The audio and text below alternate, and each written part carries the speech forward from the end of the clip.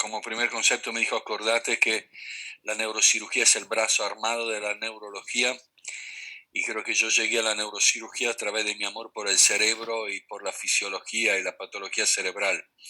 Hoy me toca hablar sobre los sangrados intracraneales prácticamente, visto en tres bloques de los hematomas intracraneales no traumáticos y hablar algo de aneurismas y malformaciones vasculares. En los tres casos vamos a tomar un par de elementos que para mí son fundamentales para el desarrollo. En primera instancia va a haber una parte que yo llamo la parte académica, que es en cada una de las patologías de las hemorragias, vamos a ver las distintas causas, la etiopatogenia. Ahí se las reporto todas en una serie de diapositivas, porque muchas veces para encontrar algunos casos, por ejemplo, o qué es lo que determinó un hematoma intracerebral, para hacer un diagnóstico hay que encontrarlo. Y como dice un dicho, para encontrar algo hay que buscarlo y para buscarlo hay que conocerlo. Si yo no conozco cuáles son las posibilidades de patología que puede determinar un hematoma, es muy difícil que pueda hacer el diagnóstico. Entonces, primero vamos a tener esta pequeña parte académica, yo la llamo así, y luego nos vamos a los bifes, vamos a la presentación clínica de cada una de las patologías que tiene características que no son patognomónicas, pero está muy bien definida, y luego vamos a dar una idea sobre los patrones diagnósticos, no como especialista, pero para que tengan una idea de dónde están dirigidas las patologías actualmente. Los hematomas intracraneales no traumáticos son un problema grave, muy grave de la salud pública. Ustedes piensen solamente que a lo largo de este año va a haber alrededor de casi 1.000 personas en la ciudad de Buenos Aires que van a sufrir de un hematoma intracerebral. Quiere decir que tiene una prevalencia importante. Esta una patología de 20 a 30 casos cada 100.000 personas. No tenemos estadísticas lamentablemente claras en nuestro país, pero pensamos que puede ser extraditable desde Estados Unidos, si bien la población negra tiene un poquitito más de tendencia a la hipertensión que nosotros. Y la incidencia se duplica por cada década de vida luego de los 55 años, para incrementarse evidentemente luego de los 80.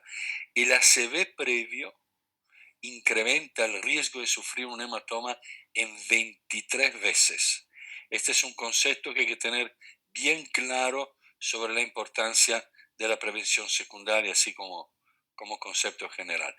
Vamos a empezar a ver un poco las distintas etiologías, las distintas causas. La primera puede ser la hipertensiva, la hipertensión crónica claramente es la más importante de todo. Puede haber un cuadro como ser la aguda en una eclampsia, en una gestosis gravídica, la reacción que se determina de la madre en contra del feto es lo que determina el aumento de la presión arterial, y la eclampsia se declara en el momento exacto del sangrado a nivel de la parte cerebral. Puede haber un aumento agudo del flujo sanguíneo cerebral, generalmente posterior a áreas previamente isquémicas. Estas áreas isquémicas pueden ser post-endarterectomía, al ocluir la arteria durante la cirugía, post-reparación de defecto cardíaco congénito cuando usamos una bomba, luego una ACV, cuando hay una lisis del coágulo y vuelve a recanalizarse los vasos sanguíneos, por resección quirúrgica, una malformación. Hay algunos casos, muy poco, pero descrito de post-ataque de migraña, aquellos cuadros donde ya no son migrañas complejas, sino el cuadro del periodo de vasoconstricción previo a la dilatación es muy, muy importante. Y luego de un esfuerzo extremo hay una presentación anecdótica de dos pacientes que sangraron en una competencia de breakdance en los Estados Unidos. Así que está reportado también, sin otra causa evidentemente más allá del esfuerzo. Puede ser sangrados tumorales, los más comunes son las metástasis, entre los cuales los melanomas son los que sangran en mayor cantidad. El 40% de los melanomas pueden sangrar, no son los más frecuentes. El 60% de los coriocarcinomas, evidentemente, pero el más frecuente de todos generalmente es el carcinoma bronquiogénico. Porque si bien sangran solamente el 9%, son los más frecuentes, razón por la cual se los encuentra con mayor posibilidad. Pueden ser tumores primarios como GBM, linfoma y oligodendroglioma en especial manera, no es muy frecuente. Podemos tener una anomalía vascular, como ser una malformación, una ruptura de un aneurisma o un cavernoma, como vamos a ver. Secundario a angiopatías, una angiopatía amiloide, esa patología de pacientes de más de 75 años con depósito de beta-amiloide en las arterias subcorticales a nivel de los ancianos que pueden determinar reiterado sangrado, una necrosis fibrinoide o una arteritis cerebral. Luego, evidentemente, como en cualquier otro lado del cuerpo, un trastorno de la coagulación medicamentosa, una anemia plástica, una leucemia o una púrpura trombótica o trombocitopénica. Y por último, infección en el sistema nervioso central de orden micótico, la más común, muchas veces a través de un aneurisma, por granuloma o encefalitis por herpes simple, también es bastante común, ya que tiende a ser necrótico e isquémico al mismo tiempo en forma temporal bilateral. Puede haber una trombosis venosa o de seno durale por sobrecarga por éxtasis venosa y sangrado, y luego puede haber algunas adicciones como ser el alcohol, y en especial manera la drogadicción.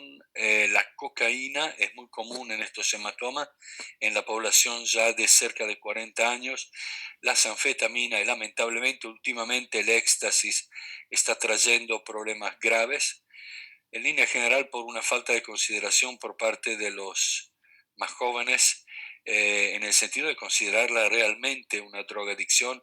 Esta es una droga social bastante distribuida en las fiestas. eh, la gente generalmente sabe que se tiene que mantener bien hidratada con su botellita de agua mineral, pero bueno, no es el momento, pero muchas veces hay discotecas. Yo lo sé, algo era disc jockey cuando era mucho más chico, donde cierran el agua en el baño, te sirven el vaso con adentro 3 rolitos y 10 mililitros de bebida que te cobran cualquier cantidad de dinero, por más que a las mujeres le den entrada gratis, razón por la cual no hay una correcta hidratación, hay una demasiada excesiva cantidad de personas para poder hacer rendir más la discoteca, un calor terrible, se juntan todas estas cosas con el éxtasis y los efectos pueden ser mortales, como se acuerdan pasó en una fiesta hace un par de años con cinco adolescentes. Luego pueden ser postraumático o postoperatorio. Esto simplemente los ponemos. Si alguien tiene alguna duda, pregunten. Creo que son muchos realmente, pero no tengan ninguna duda en preguntarme. Yo lo voy a explicar porque es muy importante que lo entiendan. Esto lo dejamos acá para que lo tengan, tal vez en un momento que tengan que chequear si no hay una causa real de un hematoma, en venir a buscar las causas. La localización topográfica de los hematomas habla bastante sobre la posible etiología. Fíjense que la mayor parte están ubicadas en relación a las arterias lentículo-estriadas, 50% en putamen, globo pálido, cápsula interna. Son aquellas ramas que vienen directamente de la cerebral media o de la parte de la coroidea anterior.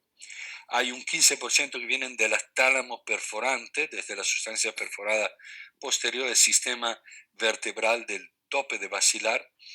Y estos son todos, este 65% son los más comunes de los hematomas hipertensivos.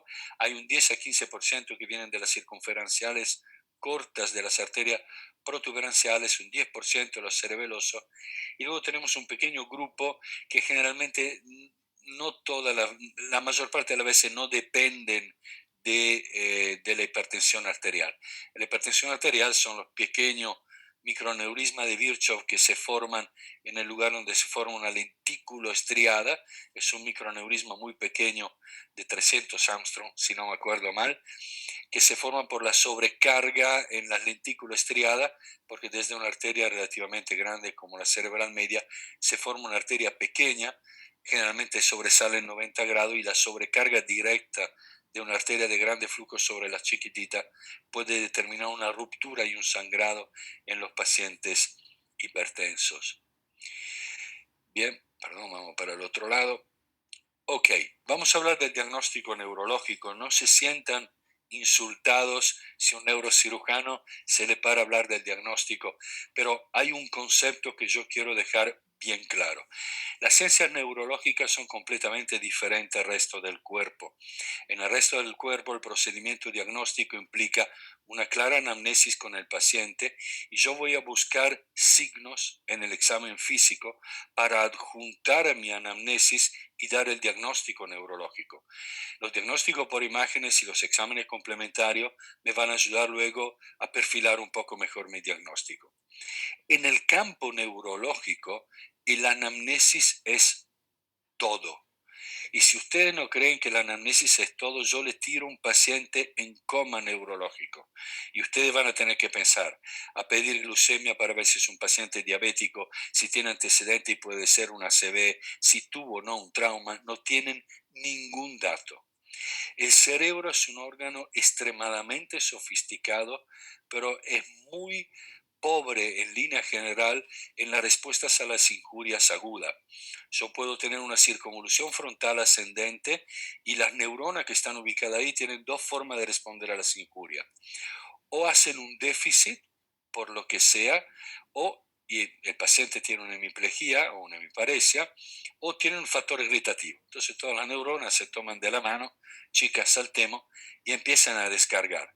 Pero en línea general, la forma de responder del cerebro es muy lineal. La anamnesis es fundamental. Nosotros tenemos un defecto de que por la forma en que el cerebro del Homo sapiens sapiens integra los conocimientos, tratamos de guiar el anamnesis hacia patrones conocidos para poder encajar realmente en un diagnóstico. No lo hacemos nosotros, lo hace el paciente. El paciente que va a ver la hemorragia subaracnoidea sangró, él sabe por qué tuvo cefalea, náuseas y vómito, porque comió un choripán que le cayó mal, que su mujer le había dicho que no comiera. Siempre todo el mundo tiene una explicación por los síntomas, pero ustedes tienen que tener la capacidad de no inducir la descripción del cuadro clínico y entender que la anamnesis es la clave fundamental, bien, en todas las neurocosas. Vamos a ver entonces un poco los hematomas. El hematoma por lo general es un hematoma de tipo hipertensivo. ¿Qué quiere decir? Que en un momento determinado esa pequeña arteria lentículo estriada con ese pequeño aneurisma de 300 Armstrong se abre y empieza a sangrar.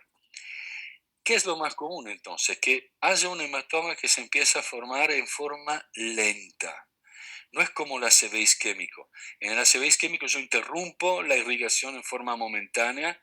El ciclo de Krebs me va a dar 2 o 3 minutos de tiempo hasta que se para completamente la irrigación.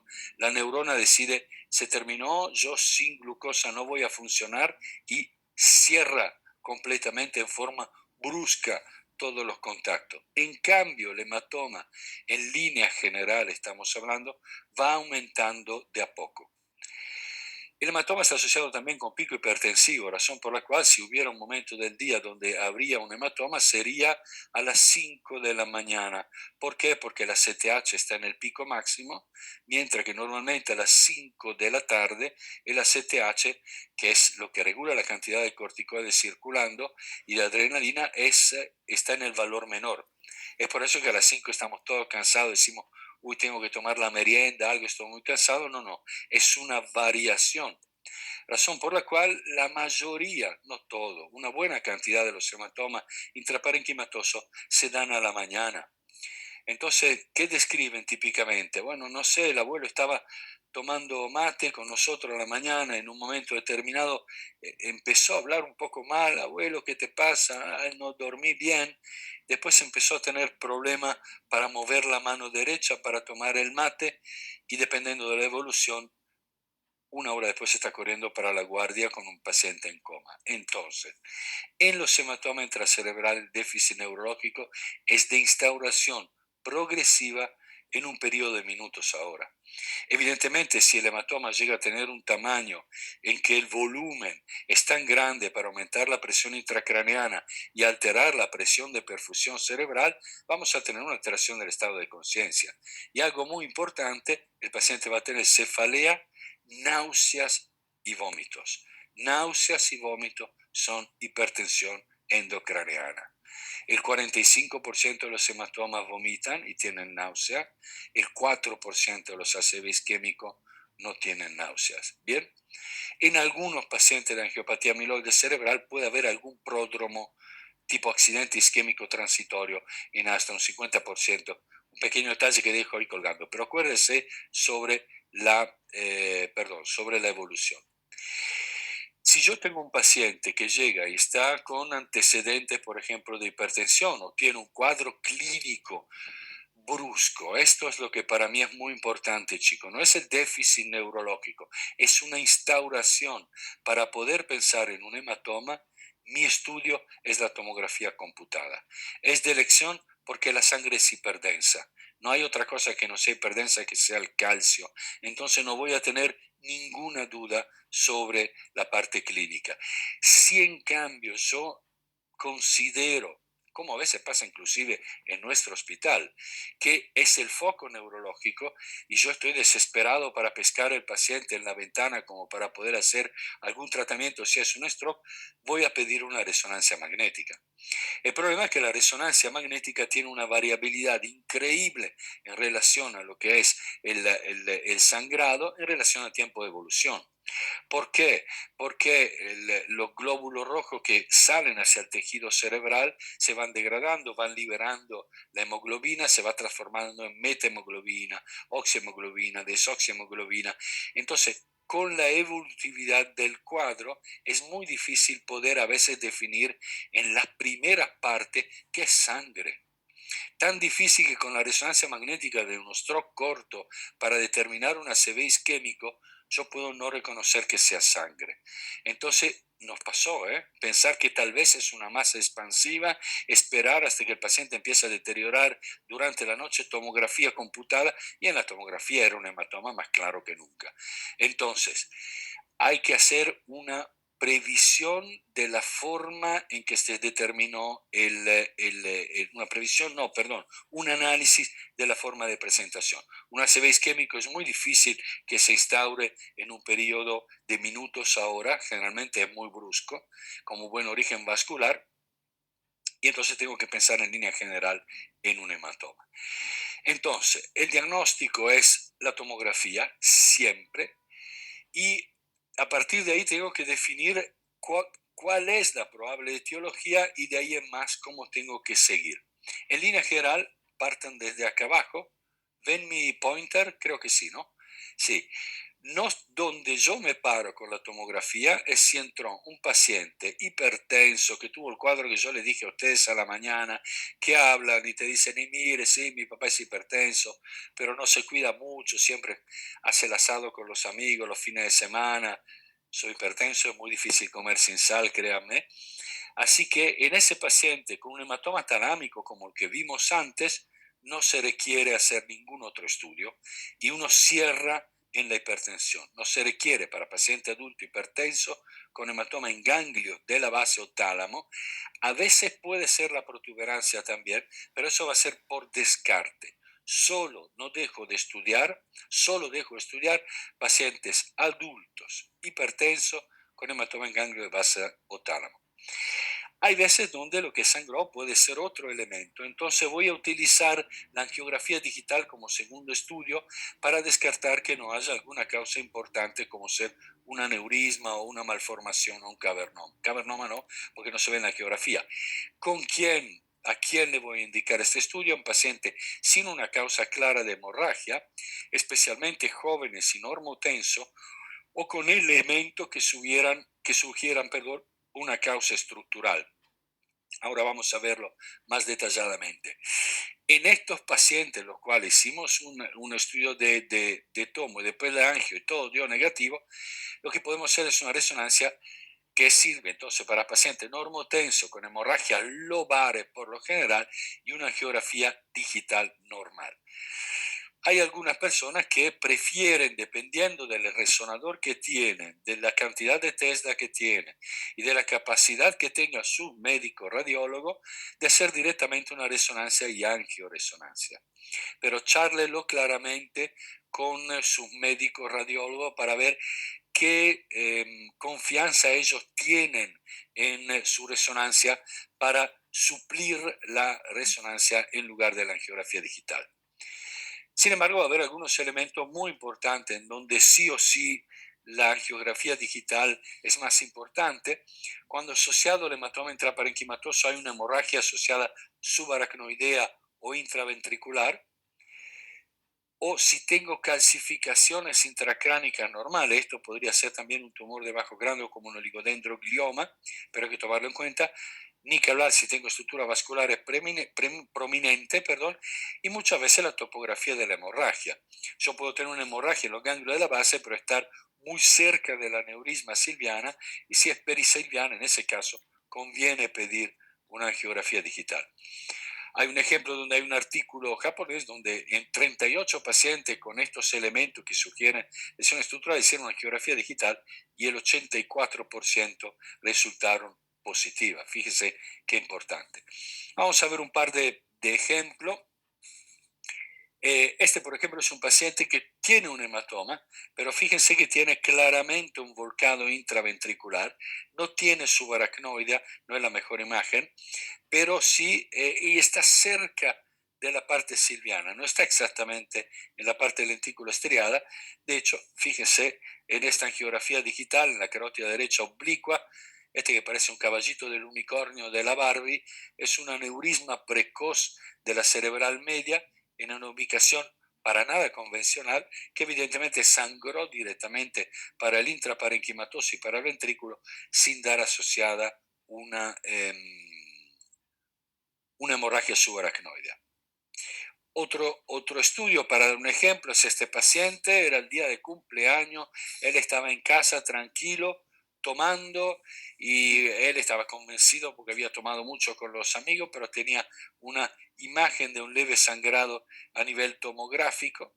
La angiografía dio negativa y en la resonancia magnética aparece una imagen claramente, un cavernoma, después lo vamos a describir un poquito mejor, razón por la cual esa era la razón. Este es otro paciente, un paciente ya de 64 años en un estadio 4A de un tumor de pulmón que en un momento determinado hace un hematoma intracerebral.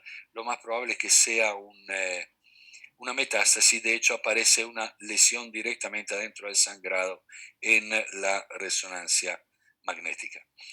Este es otro paciente donde hay imágenes vasculares. Hicieron la tomografía computada en línea general, la tomografía computada con contraste. En línea general no hace falta hacer el contraste, pero bueno, en este caso lo hicieron y encontraron estas imágenes vasculares. Evidentemente hay que hacer una angiografía digital y acá aparece claramente la carótida interna del lado izquierdo con una malformación arteriovenosa que determinó el sangrado. Una vez que se hizo el diagnóstico, hay que hacer el tratamiento. No me voy a meter en el tratamiento clínico, creo que no es el momento ahora que ustedes lo estén viendo, pero de cualquier manera en la guardia tengan la idea siempre de que uno, si está perdido en una guardia periférica, tiene que seguir de cualquier manera siempre el ABCD de la vía aérea, del paciente que esté respirando, de que tenga una buena presión, y después sí buscamos déficit neurológico. Y todo lo que es el tratamiento de la presión endocraneana, manejo de la presión arterial, etcétera, etcétera, etcétera, etcétera. Acuérdense, un pequeño detalle siempre, el apoyo psicológico o la sedación, el apoyo psicológico es importante. Ustedes pónganse por 2 segundos en la posición, que no les pase nunca, pero en la posición de encontrarse en una guardia con una hemiparesia del hemicuerpo, lo que pueden pensar ustedes es que se le arruinó completamente toda la vida a ustedes, a sus hijos para adelante. Entonces, una sonrisa, hablar con el paciente no siempre está completamente desconectado, necesita, es un momento trágico de su vida. Acuérdense de estar cerca del paciente también y acuérdense la rehabilitación lo más temprano posible. Bien, esto lo quise mantener remarcado para que lo escuchen desde que son chiquititos.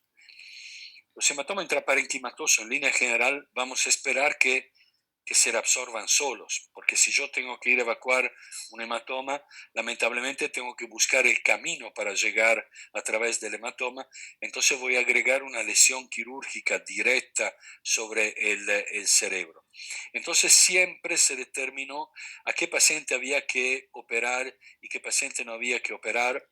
Siempre se tomaron en cuenta evidentemente el estado neurológico y la evolutividad del cuadro. Si el paciente pasa de un 15 a un 14, 13, 12, 11, empieza a ir para abajo, quiere decir evidentemente que el aumento de la presión intracraneana está alterando gravemente la presión de perfusión cerebral y el paciente empieza a tener un deterioro de estado de conciencia. Topografía y volumen del hematoma a veces se toma en cuenta, la edad y la condición clínica. Estas son líneas general de lo que se tomaba en cuenta en un momento inclusive en la parte cerebelosa había una indicación quirúrgica cuando el Glasgow bajaba de 13 y el hematoma intraparenquimatoso era mayor de 4 centímetros. Hasta que se hicieron unos estudios, el primero allá por 2013, son el Stitch, igual que el hilo Stitch, donde hicieron un trabajo randomizado prospectivo para comparar lo que era el tratamiento conservador desde el punto de vista clínico a una cirugía temprana para poder evacuar el hematoma.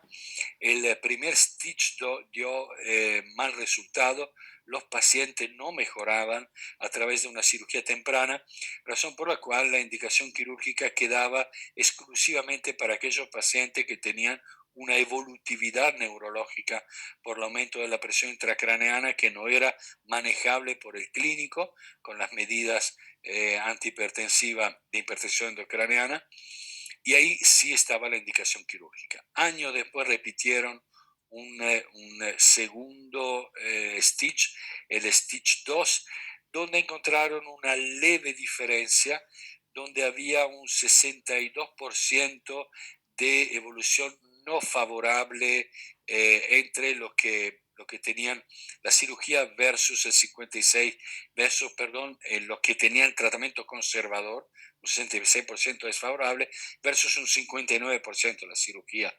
O sea, valores realmente muy pequeños, para lo cual no pudieron definir todavía si es mejor o no operarlo. En línea general, nosotros ponemos a estos pacientes en manos del intensivista, y si el intensivista puede manejar la presión intracraneana, es probable que tengamos que poner un monitor de PIC y puede evitar la cirugía, es la mejor posibilidad. Si en cambio el paciente empieza a deteriorar, ahí es donde se hace la indicación quirúrgica. La microcirugía permite hacer abordaje muy pequeño, fíjense, a partir de una entrada muy chiquitita y una entrada al hematoma, el microscopio permite hacer una evacuación, recuperar la línea media en tiempo evidentemente muy rápido, pero no resuelve toda la lesión disruptiva que puede haber hecho el hematoma a ese nivel. Este es otro paciente con un hematoma de fosa posterior muy grande. Este paciente se salvó porque vive a media cuadra del hospital. Y si no hubiera tenido alguien que lo trajera inmediatamente, creo que lo pusimos en quirófano en 1 hora y media después del hematoma, porque entró directamente a la guardia, se hizo la tomografía y de ahí bajó quirófano. Estaban todos los planetas estaban alineados y ahí está en el postoperatorio con la recuperación.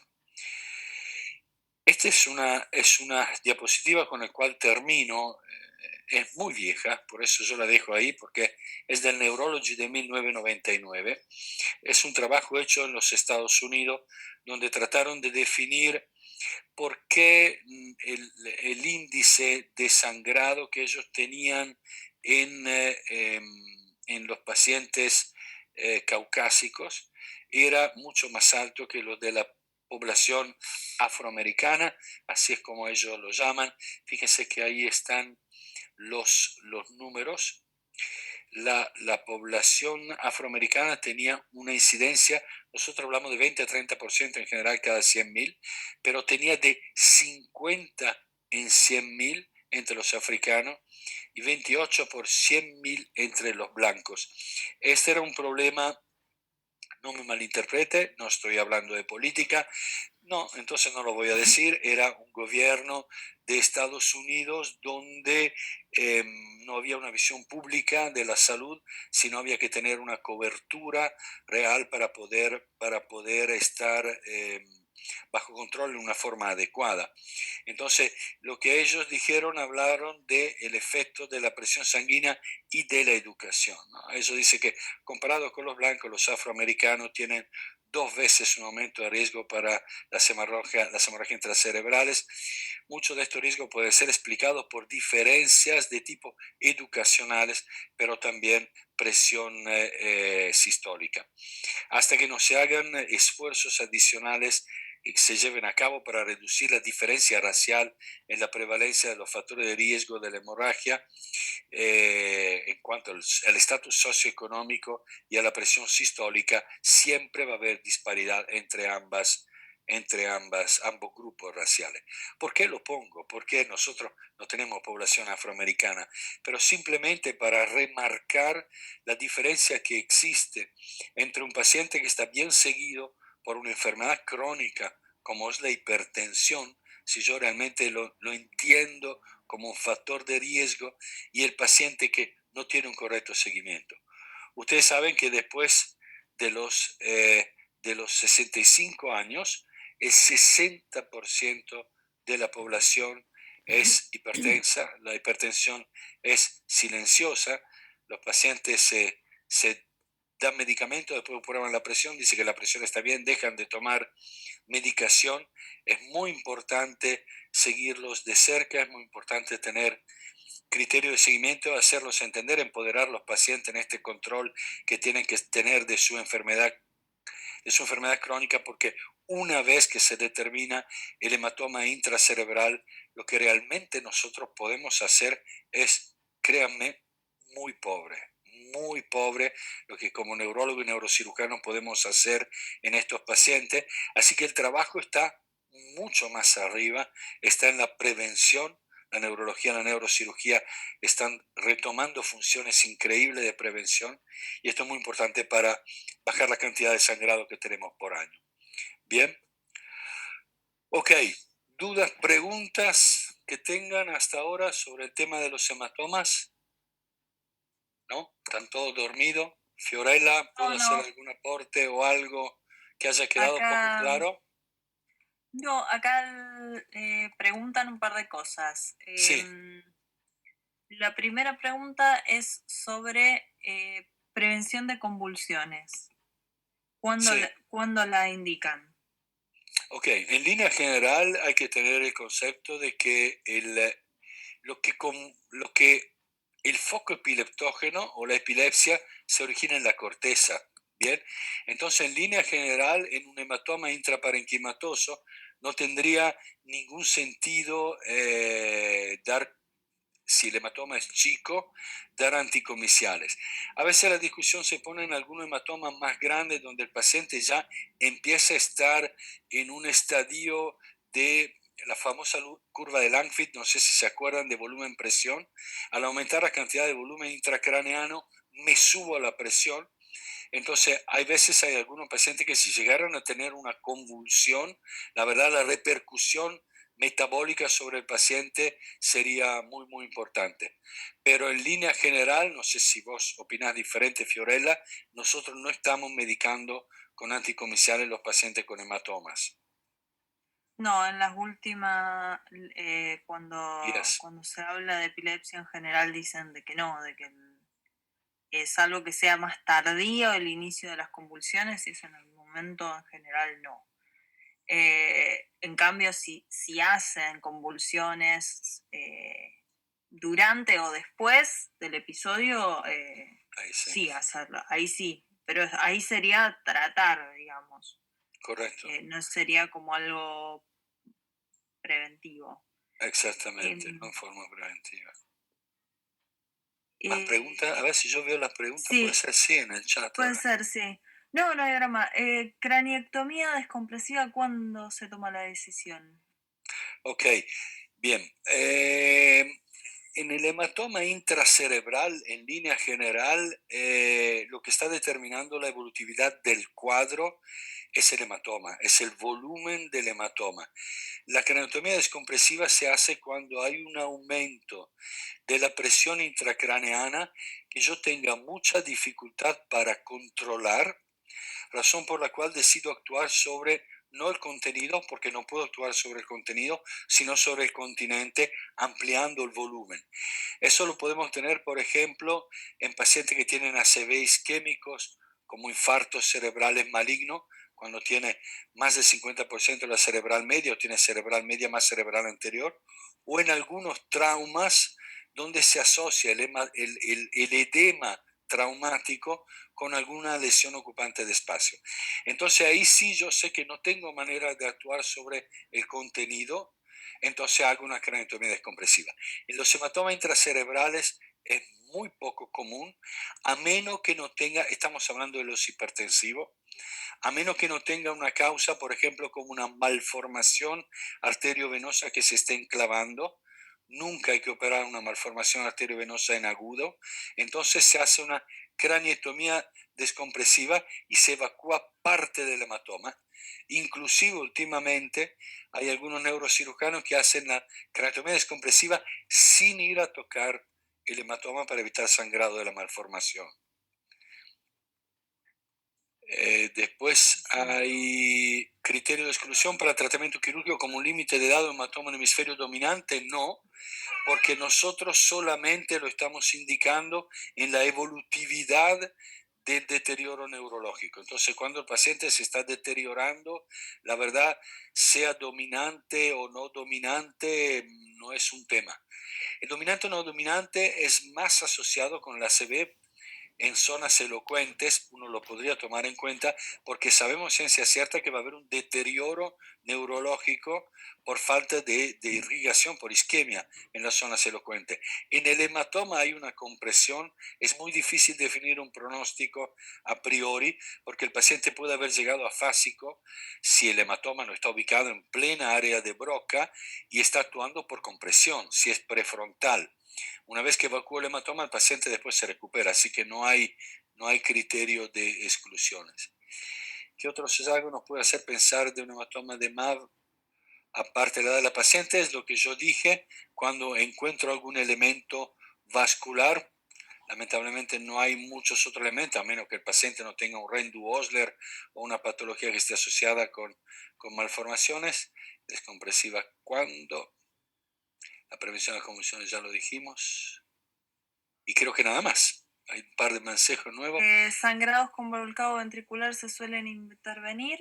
Es lo mismo, es lo mismo. El sangrado intraventricular, yo no me quiero ir, comprime, ¿no? pero es un factor a veces agravante del cuadro. De hecho, hay trabajos que se hicieron llamados CLEAR para limpiar la cantidad de sangre dentro de los ventrículos, pero digamos, no me cambia la cirugía. Después a veces hay algunos hematomas, yo para no entrar en detalle, que están ubicados puramente a nivel putaminal, en el putamen y parte del núcleo lenticular, donde el paciente tiene un foco neurológico porque la zona de penumbra del hematoma está afectando la cápsula interna. Entonces se hace un abordaje mínimamente invasivo para poder sacar el hematoma. Son una serie, ya van 3 de trabajo randomizado, se llama MISTI, para poder definir la efectividad, pero no es algo muy importante. O sea, no es algo que se ha determinado como realmente importante. La indicación de repetir tomografía de encéfalo, es decir, como un control tomográfico en caso de un hematoma intraparenquimatoso. Mire, es una buena pregunta. Ustedes saben que en un momento determinado había un laboratorio que empezó a utilizar un factor recombinante para evitar el sangrado, como que si uno tomaba en cuenta los hematomas había que dar una sustancia determinada muy cara, extremadamente cara porque había evolutividad en los hematomas. No es nuestra experiencia quiero aclararlo realmente. Aparte factores combinantes, el CTA creo que era muy caro, porque no tiende a haber evolutividad. Si el paciente se mantiene estable, en línea general siempre repetimos una tomografía y lo hacemos entre 24 y 48 horas después. Si el paciente es estable, se puede hacer 48 horas después. Si no, evidentemente dependiendo del cuadro clínico. Bien, ¿Ok? una pregunta que hacen sobre el manejo de la hipertensión endocraniana, no me gustaría que profundicemos porque va a haber una clase de manejo desde la parte de neurointensivismo. O sea, va a haber Correcto. un Bien. terapista hablando de esto en 2 semanas, chicos, así que Ok. la salteamos. Y En cuando línea, el en línea hematoma... general, lo único que puedo apoyar de eso es para neurocirujano, no es para neurólogo. Pero la respuesta más clara la dio una vez un neurólogo. Siempre el planteo es cuándo tengo que poner un monitor de presión intracraneana, empieza a definir elementos de Glasgow, empieza a definir un montón de cosas, pero yo me acuerdo un neurólogo que contestó cuando yo pienso que puede haber hipertensión endocraneana. Así que no hay una regla fija. Si yo pienso realmente que por el desvío de línea media o por el estado de paciente puede haber hipertensión endocraneana, lo mejor es poner un monitor y que después tengan que poder regular la hipertensión. ¿Ok? Perfecto. Y última, cuando el hematoma compromete ganglios basales o el tálamo y también hay volcado ventricular, ¿se hacen estudios complementarios o también se Siempre, pueden asumir hipertensivo? siempre. Porque generalmente las lentículas estriadas entran de dirección de arriba para abajo. El sangrado tiende a ser para arriba o para atrás. Las lentículas estriadas salen para afuera y van levemente para atrás. Es por eso que la famosa forma que tiene el hematoma de los ganglios de la base no tiene por qué ir ni a los ventrículos ni a la parte subaracnoidea. Ahí siempre tienen que pedir un estudio, siempre pedir una angiografía digital o una angioresonancia. Nosotros ahora con el 3 Tesla, nuestra gente de imágenes se siente bastante tranquila en hacer resonancia y angioresonancia y poder interpretar muy bien la resonancia. Tenemos también la suerte de que 2 de los 3 médicos de diagnóstico por imágenes que tenemos en el hospital son también neurólogos. Entonces tienen una visión, una ventaja que son increíbles para poder evaluarlo. En la duda, angiografía digital, me saco de encima la duda que pueda ser un aneurisma que requiere tratamiento inmediato o una malformación que requiere de poder ubicarla, ¿no? ¿Alguna pregunta más? Buenísimo, Doc. No, no hay ¿No? ninguna más. Bien, vamos bien con el perfil que le di a la charla, ¿sí? Sí, Fiorella, Doc. ¿estamos bien? Me Ok, encanta. bien, bien, Sí, bien. sí. Ok, vamos entonces ahora a hablar de la hemorragia subaracnoidea, no solo de aneurismas, y después hablamos un poco de los aneurismas y las malformaciones cerebrales, pero vamos a hablar en línea general de los aneurismas. Yo creo que de todo lo que puedan tener como concepto hoy, ¿ustedes ven esto que yo estoy moviendo para arriba y para abajo? No, ¿no? No, no lo ven. Si dicen que no, lo movilizo para arriba, porque tengo toda la No, barra con el chat, nuevas funciones ubicada arriba. No, ahora estamos bien. Entonces, no se ve el cambio ¿no se ve? de la diapositiva. Parece No, que ¿qué diapositiva estás viendo ahora? hematomas Cuando intracranianos no traumáticos. no, entonces espera que tengo que No, salir, tiene que perdón. dejar de compartir y volver a compartir, Correcto, me porque parece. compartí directamente El power. con esa. Exactamente. Vamos de nuevo. Ahora vamos con esta. Ahora sí lo ven. Espera que saco esto. Vuelvo para atrás.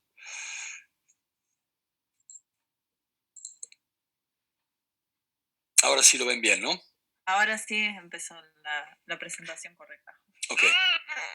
Yo creo que si se llevan esta diapositiva como única diapositiva que se acuerden en toda la noche, yo estoy contento. Yo me formé, no me formé, yo hice mi primera parte de trabajo como neurocirujano en una guardia en el hospital Finocchieto, el presidente Perón se llama, de Avellaneda, donde era un servicio integrado en neurología y neurocirugía, así que tenía el lujo de hacer la guardia con un residente de neurología. Y yo siempre les decía, nunca me van a molestar si me despiertan por una cefalea que no es un aneurisma cerebral. Sí me voy a molestar mucho para cuando no logren diagnosticar una hemorragia subaracnoidea. ¿Por qué? Porque la hemorragia subaracnoidea tiene una mortalidad, ya vamos a ver, del 46%. Y hay un 15% de esos 46 que es absolutamente prevenible si yo pienso en hemorragia subaracnoidea. Razón por la cual siempre lo leo, cuando detecte una probable hemorragia subaracnoidea, acepte nuestro consejo. Primero de todo, piensen en hemorragia subaracnoidea.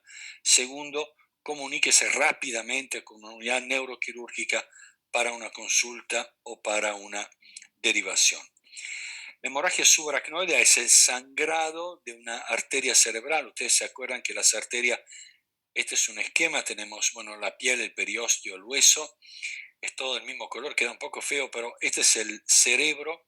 La primera banda, ¿se acuerdan? De meninge es la aracnoide. Acá arriba, perdón, la pía madre. Tenemos la aracnoide acá arriba y el espacio subaracnoide está en el medio, y el espacio por donde circulan las arterias cerebrales antes de entrar al tejido cerebral. Razón por la cual todo sangrado que venga a partir de una de estas arterias transitando por el espacio subaracnoideo va a determinar lo que se llama una hemorragia subaracnoidea, como vemos en este espacio, en esta cisura interhemisférica. La hemorragia subaracnoidea tiene una frecuencia parecida, increíblemente, a la que vimos para los hematomas intraparenquimatosa, pero más bajo, casi la mitad. Hay 10 a 28 casos por 100.000 habitantes, de nuevo, siempre en los Estados Unidos. Y el problema de la mortalidad es que 10 a 15% de los pacientes fallecen antes de llegar al hospital, y evidentemente la mortalidad depende mucho de la edad de los pacientes. Un 39% de los que están arriba de los 60 años van a fallecer y un 21% de los que están con menos de 60 años. Pero el número que es increíble es el promedio a los 30 días, que todavía en 2021 sigue siendo lo mismo, que es el 46% de mortalidad por una hemorragia subaracnoidea. Quiere decir que es una patología devastadora, donde la nueva visión preventiva que está cubriendo la neurología y la neurocirugía es fundamental. Le dejo un dato para que tengan idea. Nosotros tenemos desde hace 8 años, no tiene que ver con esto, pero es para que me entiendan de nuevo la importancia de la prevención y de cómo cambió la especialidad para ustedes. Nosotros consideramos los aneurismas cerebrales incidentales, lo que encuentro por casualidad, como un factor de riesgo. Todo. Un aneurisma es un factor de riesgo. Razón por la cual desde hace 9 años hicimos un protocolo con neurología, terapia intensiva, emergentología, un protocolo institucional, y todos los pacientes entran en una prevención por un neurólogo vascular. A lo largo de estos 9 años, no todos los pacientes entraron en el sistema, y algunos pacientes, muchos pacientes sí entraron, pero no todos los pacientes. El índice de sangrado aneurismático anual que nosotros tuvimos para aneurisma dentro de la población en control simple, quiere decir que tenés un aneurisma incidental, anda a tu casa, no hay que hacer nada porque es chiquitito y no hay que operarlo, es de 3.6% anual a lo largo de los 8 años. En los pacientes que hicieron la prevención con los neurólogos vasculares, bajó al 0.8%. Así que acuérdense que una de las fases más importantes, una de las visiones más importantes que tienen que tener ahora, en especial los neurólogos vasculares, es la prevención. Porque lamentablemente, una vez que sangra el aneurisma, la mortalidad sigue siendo devastadora con un 46%. Arranquemos primero de nuevo con nuestra parte aburrida, la llamo yo, no es aburrida, académica, para que entiendan de qué se puede formar la hemorragia subaracnoidea. Lo más importante y primero es una sangrado a partir de una malformación vascular cerebral, a partir de un aneurisma. Puede ser aneurisma adquirido, como los aneurismas de los cuales nosotros estamos hablando, que hace ya 5 o 6 años sabemos que no son congénitos, sino son adquiridos, lo vamos a ver más tarde. Hay algunos que son degenerativos, de índole en línea general arteriosclerótica. Luego los hay infecciosos, los micóticos. Micóticos son de origen bacteriana, bien, por más que se llame micótico, generalmente por endocarditis bacteriana en pacientes que tuvieron tratamientos específicos alargados con corticoides o drogadicto endovenoso. Pueden ser tuberculosos, sifilíticos, yo no los vi nunca, pero los pongo ahí. Hay algunas partes de la Argentina que están todavía muy atrasadas con el tema de salud pública. Pueden ser aneurismas inflamatorios por colagenopatía, como puede ser un Ehlers-Danlos o una deformación asociada con otra patología. Pueden ser aneurismas traumáticos disecantes, donde un golpe lacera el endotelio, entonces la sangre empieza a meterse en la pared y disecar la pared de la arteria y forma un aneurisma por acumulación de la sangre en el medio. Ya vimos los arterioscleróticos. Puede haber una arteriopatía obliterante, como en el caso del moyamoya, la neurofibromatosis, anemia falciforme, o posterior a la radioterapia. La radioterapia ejerce su función a través del efecto actínico sobre los vasos sanguíneos que aportan a una obliteración. A veces puede debilitar la estructura portante de una arteria y puede dar un pequeño aneurisma, ¿bien? Y los moya generalmente sangran a partir de las arterias de neoformación que vienen de la circulación posterior. Es un detalle chico, por ahí alguien que entiende de moya me va a entender. Luego puede haber aneurismas tumorales, como se ven en algunos coriocarcinomas o algunos mixoma auricular. Son tumores muy poco frecuentes. Puede ser una malformación o puede ser una displasia arterial. Luego, como siempre, hay una hemorragia subaracnoidea idiopática en la cual no podemos definir el origen. Y luego están las de origen traumática, por un traumatismo cráneoencefálico, porque se formó un pseudoaneurisma postraumático. Eso quiere decir que hay un sangrado que queda englobado en una cisterna y se autolimita, y luego se vuelve a recanalizar la parte interna del aneurisma, pero no tiene una pared verdadera, por eso se llama pseudoaneurisma. Y luego complicaciones postoperatorias, si yo en la disección en forma sin querer, no es común la verdad, pero no lo vi nunca, se lesiona un poco una arteria, puede formarse un aneurisma. Luego hay una hemorragia subaracnoidea médica, tumorales, por tumores que sangran, tumores de origen intra o extraxiales. Bastante comunes son los adenomas hipofisarios, que hacen un cuadro agudo de hipófisis que puede asociarse a veces con hemorragia subaracnoidea. Luego puede haber una encefalopatía por hipertensión arterial. Podemos tener hemorragias subaracnoidea perinatales, en especial manera en los chicos que son pretérmino. Hay en desarrollo de las arterias que están ubicadas por fuera de los ventrículos una cierta fragilidad en estos chicos, razón por la cual es bastante común, pobres, que tengan un sangrado a nivel periventricular en los chicos pretérmino. Luego puede ser una hemorragia subaracnoidea por una diátesis hemorrágica con hemopatía congénita adquirida o medicamentosa. De nuevo, un origen infeccioso, como una meningitis purulenta o meningoencefalitis, típico de la subaracnoidea, la leptospirosis y la brucelosis no son comunes en nuestro medio. Puede ser la intoxicación medicamentosa, tóxico-metabólica, como la cocaína, o puede ser un accidente asociado a descompresión o electrocución. La descompresión es un tipo de accidente donde el paciente queda atrapado, por ejemplo, un accidente automovilístico de un camión que puede perder el control y puede aplastar a un paciente en contra de la pared, queda muy comprimido con una hipertensión, el abdomen, por ejemplo, con una compresión de la parte torácica e intracraneana muy alta. Y en estos pacientes en línea general, cuando se libera al paciente, ha habido casos de hemorragias subaracnoides o en la electrocución, no es común, pero son algunas causas. Vamos a los bifes entonces. ¿Qué pasa cuando nosotros estamos en la guardia? De 100 casos que llegan con un paciente con un cuadro clínico de hemorragia subaracnoidea y una imagen de hemorragia subaracnoidea, 80 son aneurismáticos y 20 son no aneurismáticos. De los aneurismáticos, 75 son los adquiridos o degenerativos. Adquiridos son los aneurismas saculares convencionales que son adquiridos. Yo lo digo, lo remarco de nuevo, porque hasta hace unos años atrás se pensaban que eran congénitos, razón por la cual no había una prevención neurológica. Ahora se sabe que hay un proceso inflamatorio que lo genera, vamos a charlar un poco de ello. De estos 80, uno puede ser micótico y 4 de otro origen.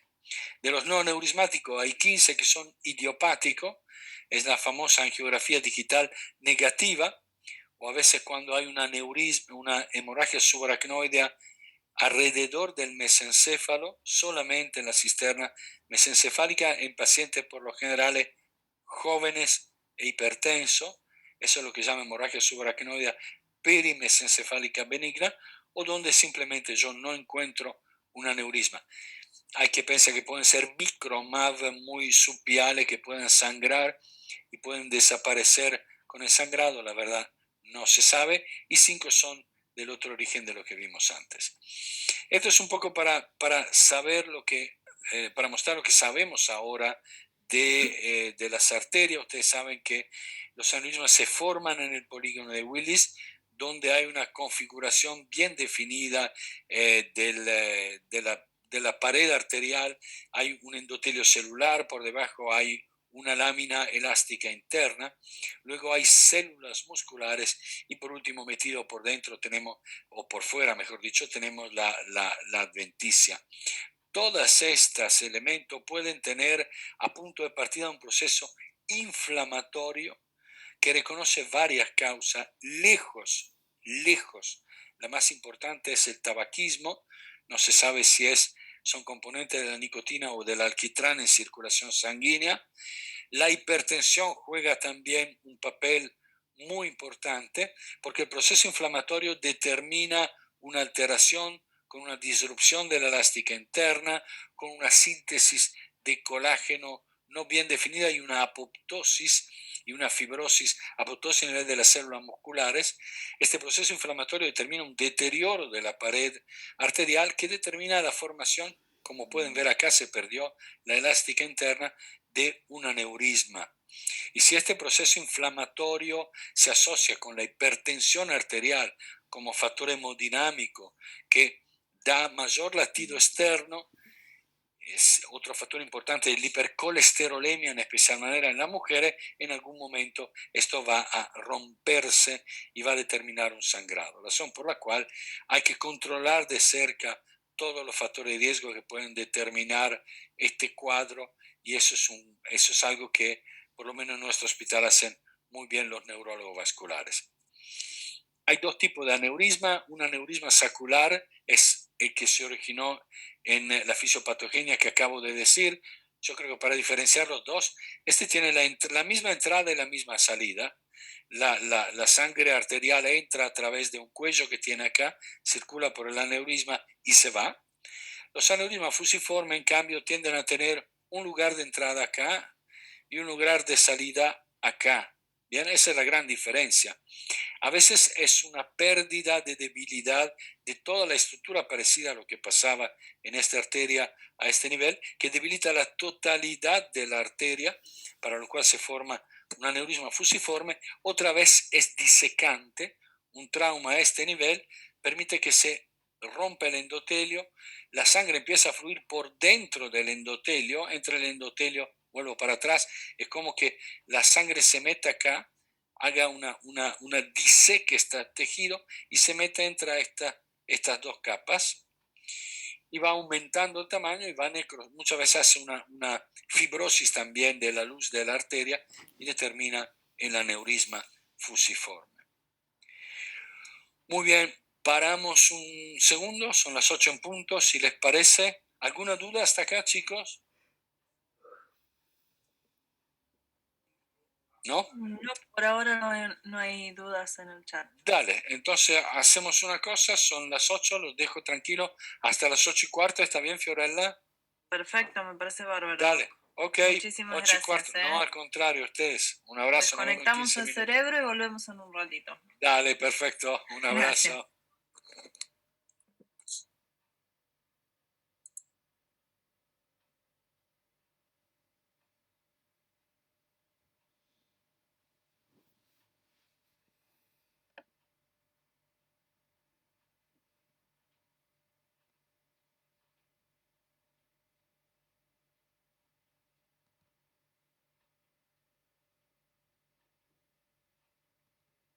Sí, un signo de todo así fue muy importante, muy violento. El sangrado.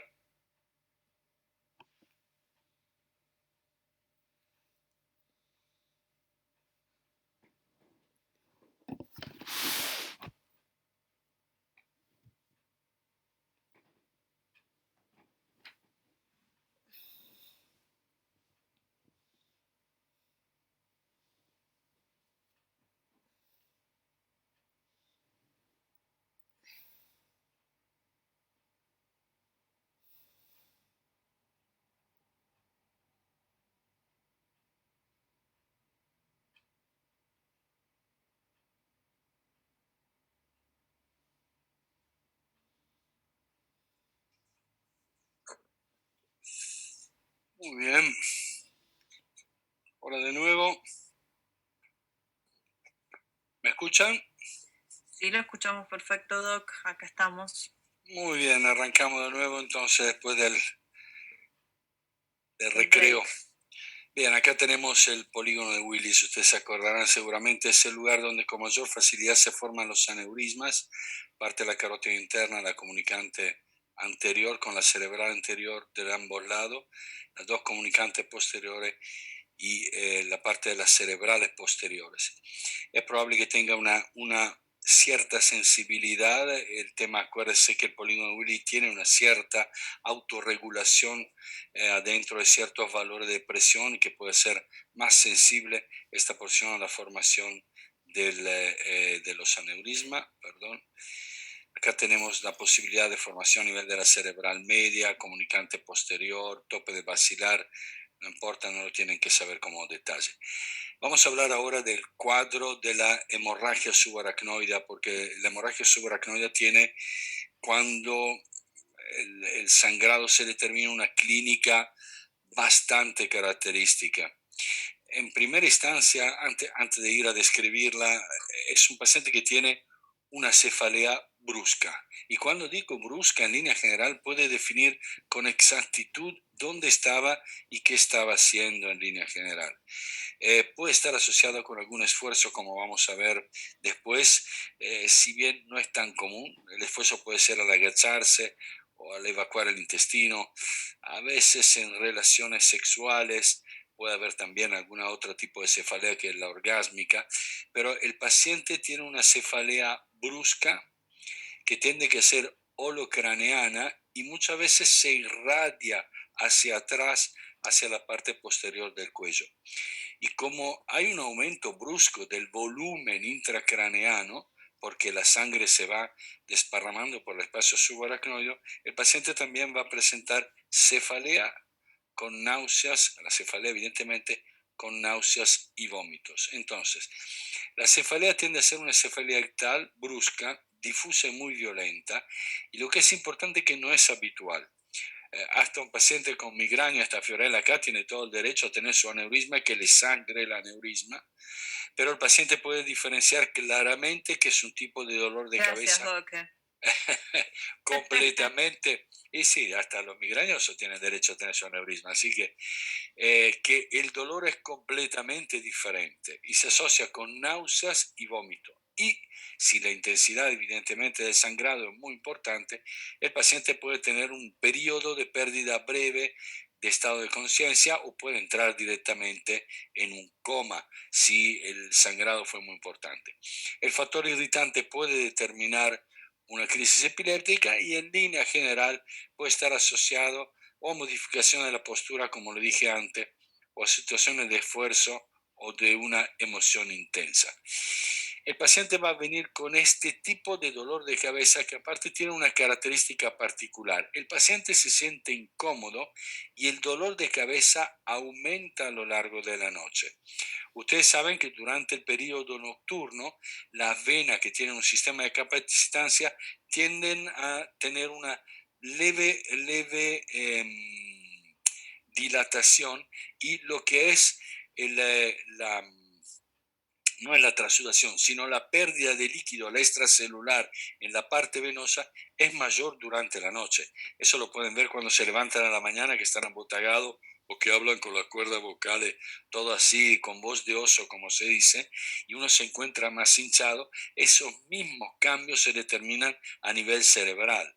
Entonces, es típico que el dolor de cabeza aumente durante la noche y que si el paciente llega a tener episodio de vómito, una vez que vomita, se siente con menos dolor. Acuérdense que el vómito es un proceso de aumento muy fuerte de la presión intracraneana, moviliza parte del líquido cefalorraquídeo desde la parte ventricular hacia la columna, es un fenómeno buffer de regulación intrínseca de la hipertensión endocraneana y eso hace que baje el dolor de cabeza. Entonces, típicamente es una cefalea de nuevo difusa, irradiada hacia el cuello, de tipo permanente y con paroxismo asociado a vómito que aumentan durante la noche.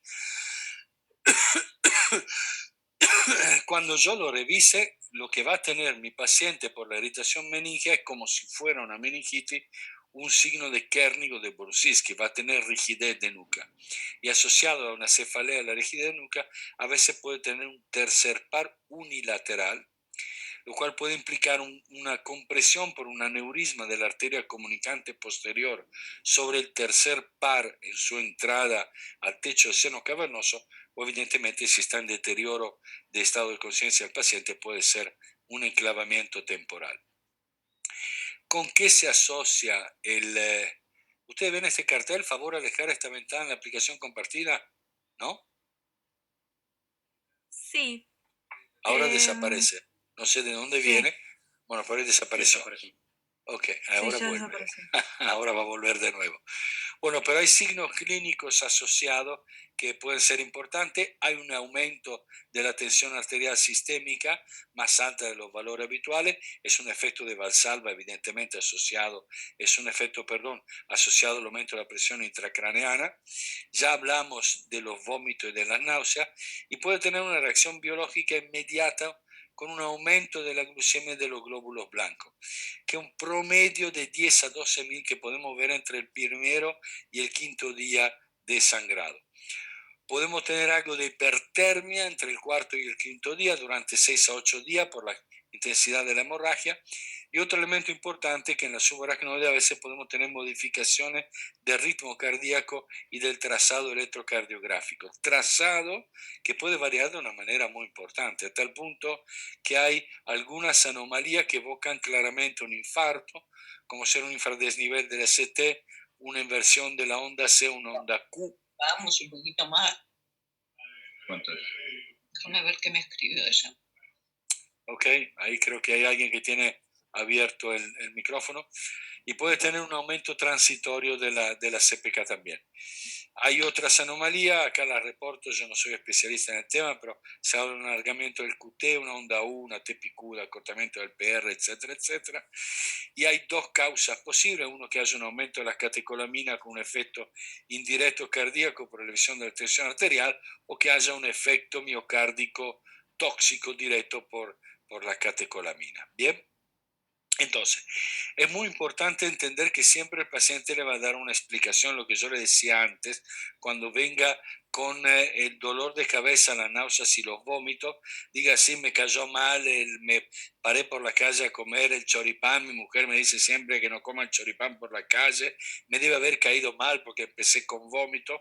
Acuérdense que ustedes tienen que hacer sus propias consideraciones y no seguir las consideraciones del paciente. Pero las características típicas del dolor brusco asociado con náuseas y vómitos, con malestar general y un paciente que va a la guardia, generalmente no le dan importancia, le dicen no, tiene contractura muscular, vuelve a su casa y vuelve a la noche con más dolor, es otra característica bien particular de las hemorragias subaracnoideas. La hemorragia subaracnoidea puede tener complicaciones precoces, que son dos y son muy importantes. Una es la hidrocefalia y la otra es el resangrado.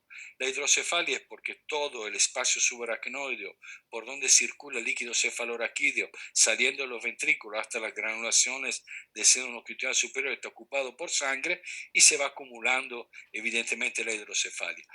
Y se va acumulando y da hidrocefalia. Es el 15% de los casos. Aumenta evidentemente la presión intracraneana y da una alteración progresiva del estado de conciencia. Es una urgencia neuroquirúrgica. Paciente con una cefalea brusca que se le va durmiendo, aceleren los temas para derivación inmediata a un neurocirujano, porque alcanza a hacer un pequeño agujero, poner un catéter y la hidrocefalia está resuelta, y si no el paciente se enclava y se muere. Y la otra causa muy importante de mortalidad y una de más importante la morbilidad es que el paciente resangre. Y la posibilidad de resangrado máximo aparentemente sería a lo largo de las primeras 24 horas, razón por la cual hay que derivarla lo antes posible. Fíjense que hay una ley en Chile donde el médico o ni siquiera la clínica, no solo el médico, en donde hay una hemorragia subaracnoidea diagnosticada, tiene que tener derivación hacia una unidad de neurocirugía en no más de 24 horas. Desde el diagnóstico de una subaracnoidea tiene que ser diagnosticada y tratada en menos de 24 horas, si no es penable por ley en la República de Chile, como para que tengan una idea. Entonces, hidrocefalia y resangrado, las dos complicaciones agudas, para lo cual tengo que derivar lo antes posible donde hay un neurocirujano. Luego hay una tardía, ahí dice complicación precoz, está mal el título, es tardía, que es el vasoespasmo. ¿Qué es el vasoespasmo? Es como una defensa que adquieren las arterias cerebrales cerca del lugar donde se acumula la sangre, donde determinan una vasoconstricción.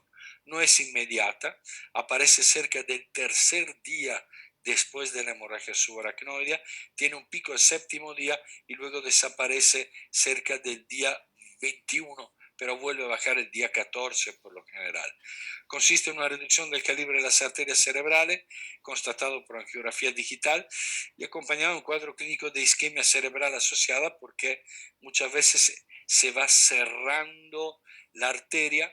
Típicamente cuando está en la cerebral anterior el paciente se duerme, cuando en cambio está ubicado en la cerebral media el paciente tiende a tener un foco motor. Bien, tiende a ser entonces tardía, aparece bruscamente, progresando rápidamente entre el tercero y el día 21, lo más común entre el quinto y el 12º, y generalmente está asociado a un factor precipitante, esto es cierto, como una hipotensión, una hiponatremia, una deshidratación, una angiografía digital o la cirugía, razón por la cual hay que mantener muy bien el sodio en estos pacientes y muy bien también la presión arterial y la hidratación. Afecta mayormente la circulación anterior con tendencia a ser localizada en el sitio de sangrado. Puede ser bilateral y difuso, como ya les dije, un estado confusional si es de la cerebral anterior, y es una complicación grave por no ser muy sensible al tratamiento médico utilizado, y de hecho tiene un 7% de mortalidad y un 15% de morbilidad. Hay una medicación que se utiliza que es la nimodipina, en comprimido de 30 miligramos o 60 miligramos cada 4 horas, que lo que hace es disminuir la repercusión neurológica del vasoespasmo, pero no la previene. Pero si ustedes tienen un paciente en guardia que tenga necesidad de una derivación por una hemorragia subaracnoidea, consigan nimodipina en comprimido de 30 miligramos dado por vía oral y le dan comprimido inmediatamente cada 4 horas hasta que sea derivado. El vasoespasmo tiene una imagen tomográfica tardía cuando ya empieza a determinar isquemia en alguna parte del cerebro y es caracterizada por hipotensidades en forma parcheada y se acompaña también en el momento de retrosedimentación, hiponatremia y glóbulo blanco. Hay varias teorías. Uno piensa que es una contracción relativa de la media, otro piensa que es una angiopatía proliferativa endotelial o una vasculopatía inmunitaria, no importa, lo importante es más o menos la clínica. Un elemento importante para poder clasificar en forma inmediata el paciente es utilizar una escala que usamos para las derivaciones, que es la de Hanty-Hess, que divide a los pacientes en 5 grupos. El 1 es asintomático, tiene una ligera cefalea origés de nuca. El 2 tiene una cefalea origés de nuca moderada a severa, puede tener también un tercer o sexto par asociado.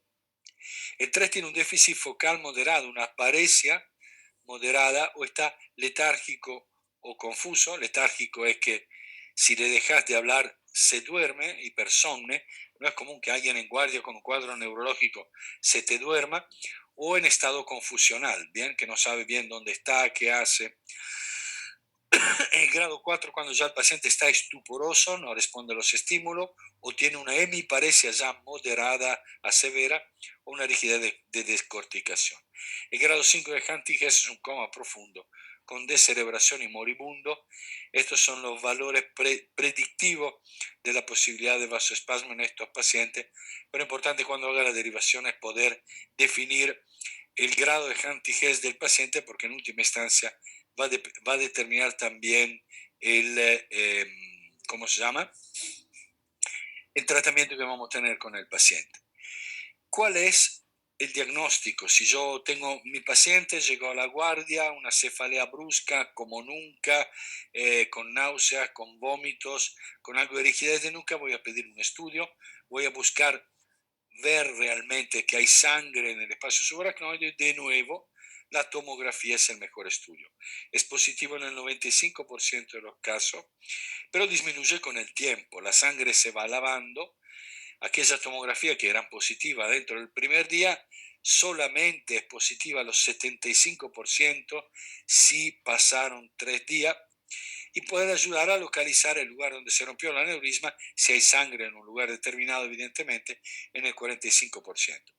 Puede ser que mi tomografía sea normal y que yo no vea sangre porque la cantidad de hemorragia haya sido pequeña y se haya distribuido por todo el líquido cefalorraquídeo, razón por la cual, si yo estoy pensando en el subaracnoide y la tomografía me da negativa, el segundo elemento es una punción lumbar.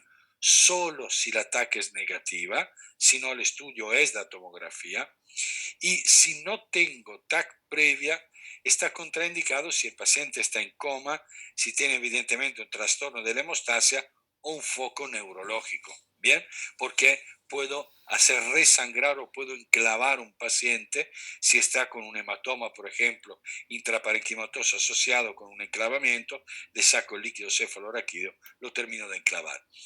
Es positiva por santocromía, no es solamente el tema de encontrar los glóbulos rojos crenados, porque no se olviden que hay 7 gramos de proteína en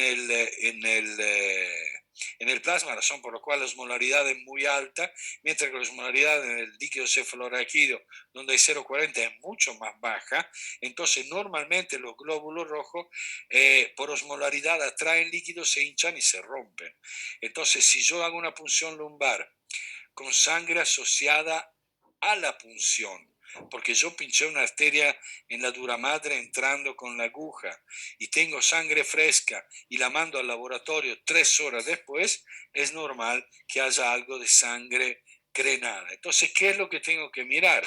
Tengo que centrifugar el líquido cefalorraquídeo, y después de ese centrifugado yo tengo que encontrar una santocromía. Santocromía es, ahí va a haber un botón hemático en la parte de arriba, la gente del laboratorio lo sabe, y el líquido está teñido de amarillo. Ustedes lo ponen en el guardapolvo, miran y claramente está santocrómico. Eso está determinado por la degradación de la hemoglobina, o tiene un color uniformemente rosado rojo, la famosa regla de los 3 tubos. En línea general, si pueden evitar sacar mucho líquido para evitar aumentar la presión transmural entre el aneurisma y el líquido cefalorraquídeo, es mejor. Si da positivo la tomografía o la punción lumbar, ahora se puede hacer angiotomografía, es un muy buen estudio, muy bueno donde se lo puede hacer, donde no se puede acceder a la angiografía digital, sirve para definir si hay o no un aneurisma, o si no, alguna angiografía digital que es negativa en el 17.5% de los casos, en los cuales en 15% en la que yo dije una perimes encefálica benigna, en un 2.5% son falsos negativos. Vamos a ver algunos ejemplos. Este es un hematoma, es un paciente que tiene una cefalea brusca, viene a la guardia, tomografía computada, una clara hemorragia subaracnoidea. Acá está el aneurisma, hay una comunicante posterior fetal y acá está el aneurisma. Este es otro paciente con una hemorragia subaracnoidea interhemisférica, con la angiografía digital, la carótida, cerebral media, cerebral anterior y un aneurisma pericalloso. Y a partir de ahí hay que tratarlos. Hay dos tratamientos bien definidos. Por un lado, el clipado es ir quirúrgicamente a la base del cráneo, ponerle un clip para excluirlo de la circulación. El otro es el endovascular. El endovascular en un momento, hace tiempo atrás, era lejos el más utilizado. ¿Por qué? Porque no te tenían que abrir la cabeza, etcétera, etcétera. Ahora sabemos que como esto no es algo congénito, sino es adquirida y esta pared es una pared débil con un proceso inflamatorio, puede ser que las espiras cierren el aneurisma, pero el jet sanguíneo que entra va recanalizándolo, razón por la cual en estudios después de 10 años de tratamiento con coils endovascular quedan cerrados solamente el 23% de los aneurismas y los coils de por sí ya de por sí pueden cerrar solo el 66% de los aneurismas, quiere decir 2 de cada 3. Razón por la cual estamos en un momento de nuevo de variabilidad, si bien hay países donde casi desaparecieron los cirujanos vasculares porque se hace todo en forma endovascular. Nosotros tenemos en el hospital muy bien definido una guía, este es el flujograma, donde si el paciente tiene una clínica se le hace una TOC, si el ataque es negativo una punción lumbar, si es negativa se va de alta, si la punción lumbar o el ataque es positiva, depende del Hantigés del paciente. Si el paciente tiene un Hantigés malo, quiere decir que el deterioro de la función neurológica es porque hay una hemorragia subaracnoidea muy importante, hay que ponerle inmediatamente un drenaje venoso externo, un drenaje ventricular externo, disculpen, y va a la cirugía endovascular, porque la endovascular en estos pacientes con mucho sangrado es más simple, se navega dentro de las arterias, por más que no tenga la misma efectividad, es lo mejor en estos pacientes. En cambio, Hantigés 1, 2 o 3, cuando los aneurismas son de circulación posterior, también van a endovascular, razón por la cual cuando el hematoma es de fosa posterior o el paciente tiene más de 70 años, está anticoagulado, una función renal alterada, se hace directamente la angiografía digital porque de una se puede hacer el tratamiento endovascular si es de circulación posterior. Si en cambio el paciente es circulación anterior, va a microcirugía. Hay algunas cosas, se las dejo, las van a poder leer después, razones de crossover, pasa de microcirugía endovascular cuando tiene más de 70 años, clasificación de estenosis de vaso madre, hay varios elementos, pero digamos tengan un poco presente este flujograma. Este es el flujograma de nuestra institución, lo cual no quiere decir que sea aplicable a todas las instituciones, porque yo no sé qué disponibilidad tienen en otras instituciones, o no sé si no hay o no un neurocirujano vascular capacitado para hacer en forma correcta esto. No se necesita ser una persona especial, pero sí se necesita tener un entrenamiento definido para poder abordar un aneurisma roto, razón por la cual en cada una de las instituciones lo determinará. Acá un ejemplo de un aneurisma complejo que fue a cirugía. Acá están los dos clips puestos en la angiotomografía de control.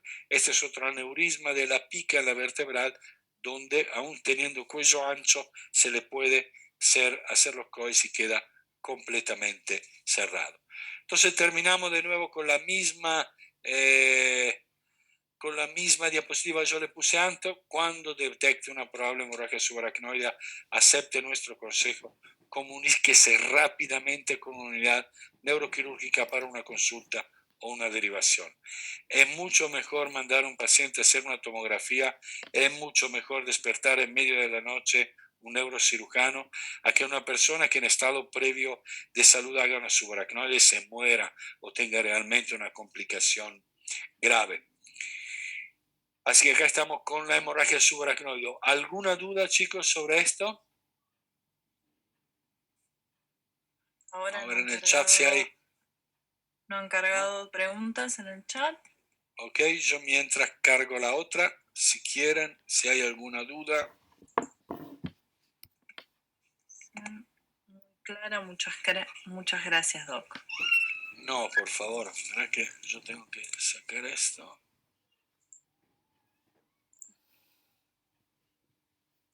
¿Usted está viendo mi pantalla? Todavía no. Perdón. ¿A dónde se fue? Acá estamos. Compartir pantalla. Ahora sí. Es esta. Ahora sí la ven, ¿verdad?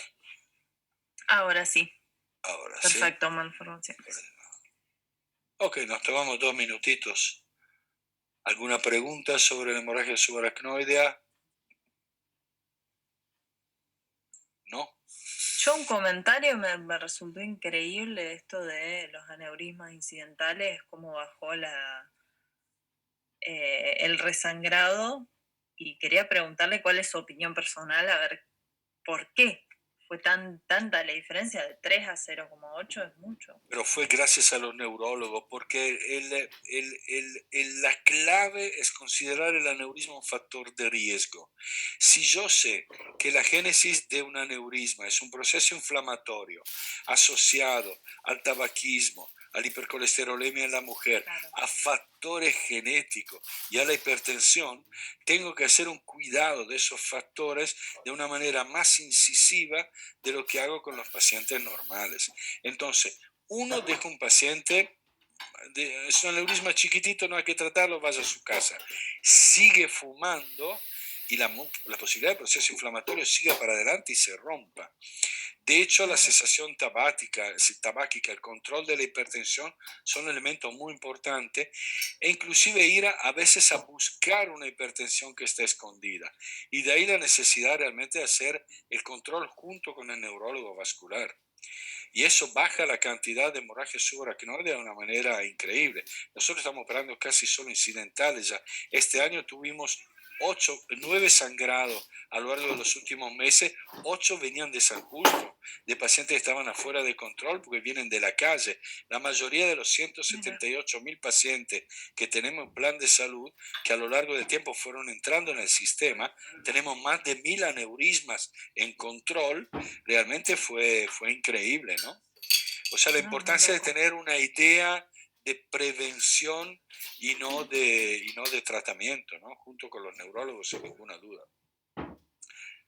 Ok, Gracias, bien. Doc. Bueno, arrancamos. No, por favor, faltan unos 15, 20 minutos. 2 palabras sobre la malformación arteriovenosa Perdón, cavernoma. Doc, una pregunta que surgió y me parece Dale. interesante. ¿Se estudian a los pacientes, a los padres o hijos de los pacientes diagnosticados? Sin ninguna duda, a todos. Hay una cierta predisposición genética. Ustedes saben que en Japón tienen 2 genes más que nosotros. Hay un sistema que se llama BrainDoc. Armaron 2.000, escuchen esto, Japón. 2.000, no 200, 2.000 hospitales donde hacen angioresonancia. Nosotros hacemos mamografía y colonoscopía, los japoneses hacen angioresonancia como control y el 91% de los aneurismas que tienen son clipados. Los suecos, los noruegos y de la zona norte de la Europa también tienen más predisposición que nosotros. Hasta ahora no hay estudios hechos en Latinoamérica. Si Dios me ayuda, en pocos meses más vamos a tener la primera serie de análisis de factor de riesgo en una población latinoamericana. Pero sí, hay que controlar todos los parientes de primer grado. Eso implica padre, madre, hermanos e hijos. Bien, el tema con los hijos es a partir de qué edad. Y ahí lo que les voy a decir es, la verdad no hay mucha evidencia, es porque mi piace. Yo estudio los hijos de los pacientes con aneurisma a partir de los 25 años. si no fuman, y a partir de los 21 si fuman, como angiotomografía o angioresonancia. No hace falta una angiografía digital, pero a todos, ¿bien? No se olviden, yo antes lo hacía como recomendación tranquila, hasta que tuvimos sangrado en una instrumentadora de nuestro hospital. Le dijimos que tenían que hacer los parientes el estudio, y 7 meses después la madre, por un comunicante anterior, sangró y se murió. Llegó al hospital y no pudimos hacer nada, ya estaba gravísima. Y siempre queda la duda que si hubiera hecho la angiotomografía era un aneurisma incidental. Es muy simple para tratar. Miren, nosotros tenemos, de todo lo que tenemos operado, no sé, 100 y pico largo, hay 0% de mortalidad y 4% de morbilidad. Bien, quiere decir que es muy bajo, porque lo que realmente es grave es la hemorragia subaracnoidea, no tanto la técnica sobre el aneurisma. ¿Ok? Bien, 2 preguntas más, perdón. Dale, ¿Se ¿no? interviene de manera inmediata el aneurisma Sí, post correcto. HCA? Absolutamente. Ni bien se puede, se hace. Antes lo hacíamos en forma ultra early, ultra temprano, hasta que realmente se vio que no es tan marcada la urgencia, y a veces entrábamos a operar cansados a las 2, 3 de la mañana, razón por la cual ahora el criterio en nuestro hospital es el primer turno disponible, y definimos una ventana terapéutica que va entre las 10 de la noche y las 6 de la mañana. Los aneurismas no se operan entre las 10 de la noche y las 6 de la mañana, porque es más peligroso que entre el cirujano a operar después de haber operado todo el día a las 3 de la mañana, que esperar 3 horas más hasta las 7 de la mañana y operarlo en ese horario. Pero sí se opera cuanto antes. Bien. Y el seguimiento después de la resolución quirúrgica, ¿se suele hacer con angiografía o se puede hacer con angiotac?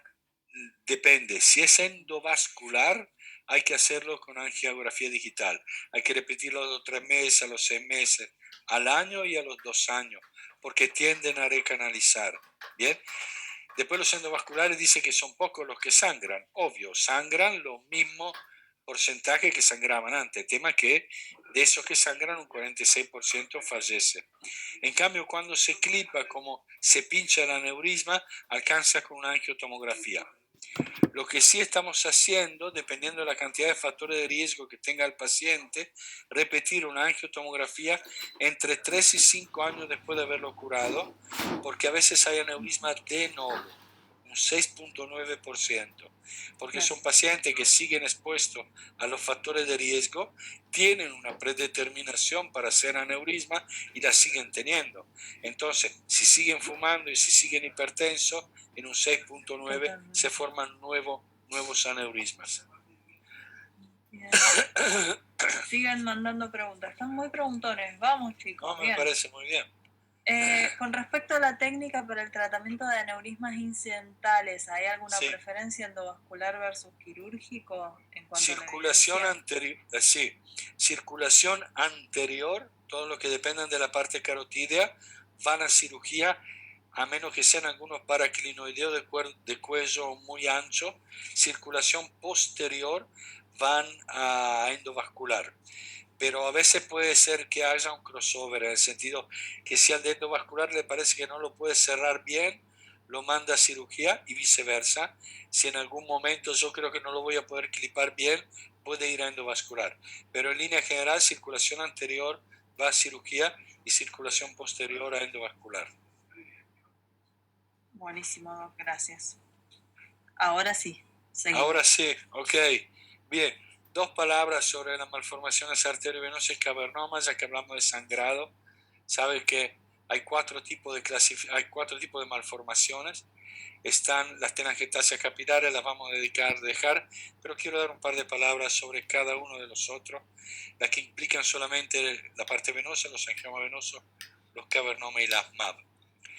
Los angiomas venosos son una alteración morfológica en donde, en lugar de formarse el árbol normal que viene de los capilares a las venitas chiquititas que se juntan entre sí, forman ramas cada vez más grandes hasta que llegar a la vena, hay una parte del cerebro donde todas las venas pequeñas convergen en un tronco muy grande. Bien, entonces son venas de drenaje normalmente dilatadas, rodeadas por parénquima normal. ¿Por qué lo remarco? No da ninguna clínica y no hay ningún tratamiento. Lo diagnosticamos muchas veces con contraste porque vemos una estructura vascular, en este caso una vena, con una medusa, con una testa de medusa muy amplia, que no tiene por qué estar ahí. Acá se ve la angiografía. Esto es algo absolutamente normal y que acompaña un cavernoma en el 100% de los casos. Antes pensábamos que era el 30%, ahora hay un resonador de 7.1 Tesla en Alemania que empezaron a utilizar para estudios neurológicos, y el 100% de los cavernomas están acompañados por un drenaje venoso anómalo. Simplemente lo quiero remarcar porque no hay que tocarlo, no hay que hacer absolutamente nada, se descubre en forma incidental asociado a un cavernoma, y simplemente quiero remarcarlo porque a veces vienen derivados para el tratamiento, pero no hay que hacer nada. Luego viene el famoso cavernoma. ¿El cavernoma qué es? Lo que se cree es que en el lugar, por ejemplo, si acá hay un drenaje venoso anómalo, al lado de una estructura de drenaje venoso anómalo quedaron unas estructuras vasculares que tendrían que haber generado unas venas aisladas y sin drenaje. Entonces se forman todos vasos de neoformación muy pequeños, arteriales y venosos, que irrigan este cavernoma, que tienen la forma de una mórula o de un lampón, de una frambuesa, y se ubica en cualquier lado del cerebro. Es una masa compacta de espacio vascular quístico con pared de colágeno, recubierto por una hoja simple endotelial. ¿Qué tipo de clínica puede dar? Puede dar una crisis comicial en el 70%, porque una de las características que tiene el cavernoma es que las uniones gap del endotelio son muy laxas, entonces hay una trasudación de los hematíes por fuera de los cavernomas. Entonces muchas veces esto termina degradando la metahemoglobina, formando hemosiderina, que es muy irritante para el cerebro alrededor del cavernoma, razón por la cual el 70% se presenta en la edad entre los 20 y 30 años, en la segunda o tercera década, por crisis comeciales. A veces puede tener un sangrado, lo que sangran son estos compartimentos dentro del cavernoma, y generalmente lo que hace es aumentar de tamaño como si fuera un globo, comprimiendo la estructura cerebral. Son muy pocos los que sangran por fuera del cavernoma. Y otro, un cuadro pseudotumoral, porque estos pequeños sangrados hace aumentar de tamaño el cavernoma. Este es el ejemplo que di antes del paciente que había festejado su cumpleaños, y en la tomografía tiene un elemento y se encuentra entre dos. Esto es sangre y esto es un elemento claro del cavernoma. Acá tenemos otra imagen con contraste de un cavernoma. Los ingleses lo llaman salt and pepper, sal y pimienta, porque se ven puntitos negros que son vacíos vasculares y puntitos blancos que son el contraste adentro de los cavernomas. ¿Bien?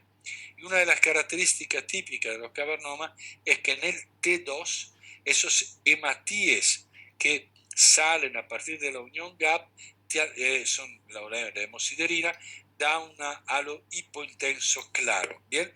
Que no implica que haya tenido un sangrado, sino que simplemente implica que es un cavernoma, ayuda mucho más en el diagnóstico.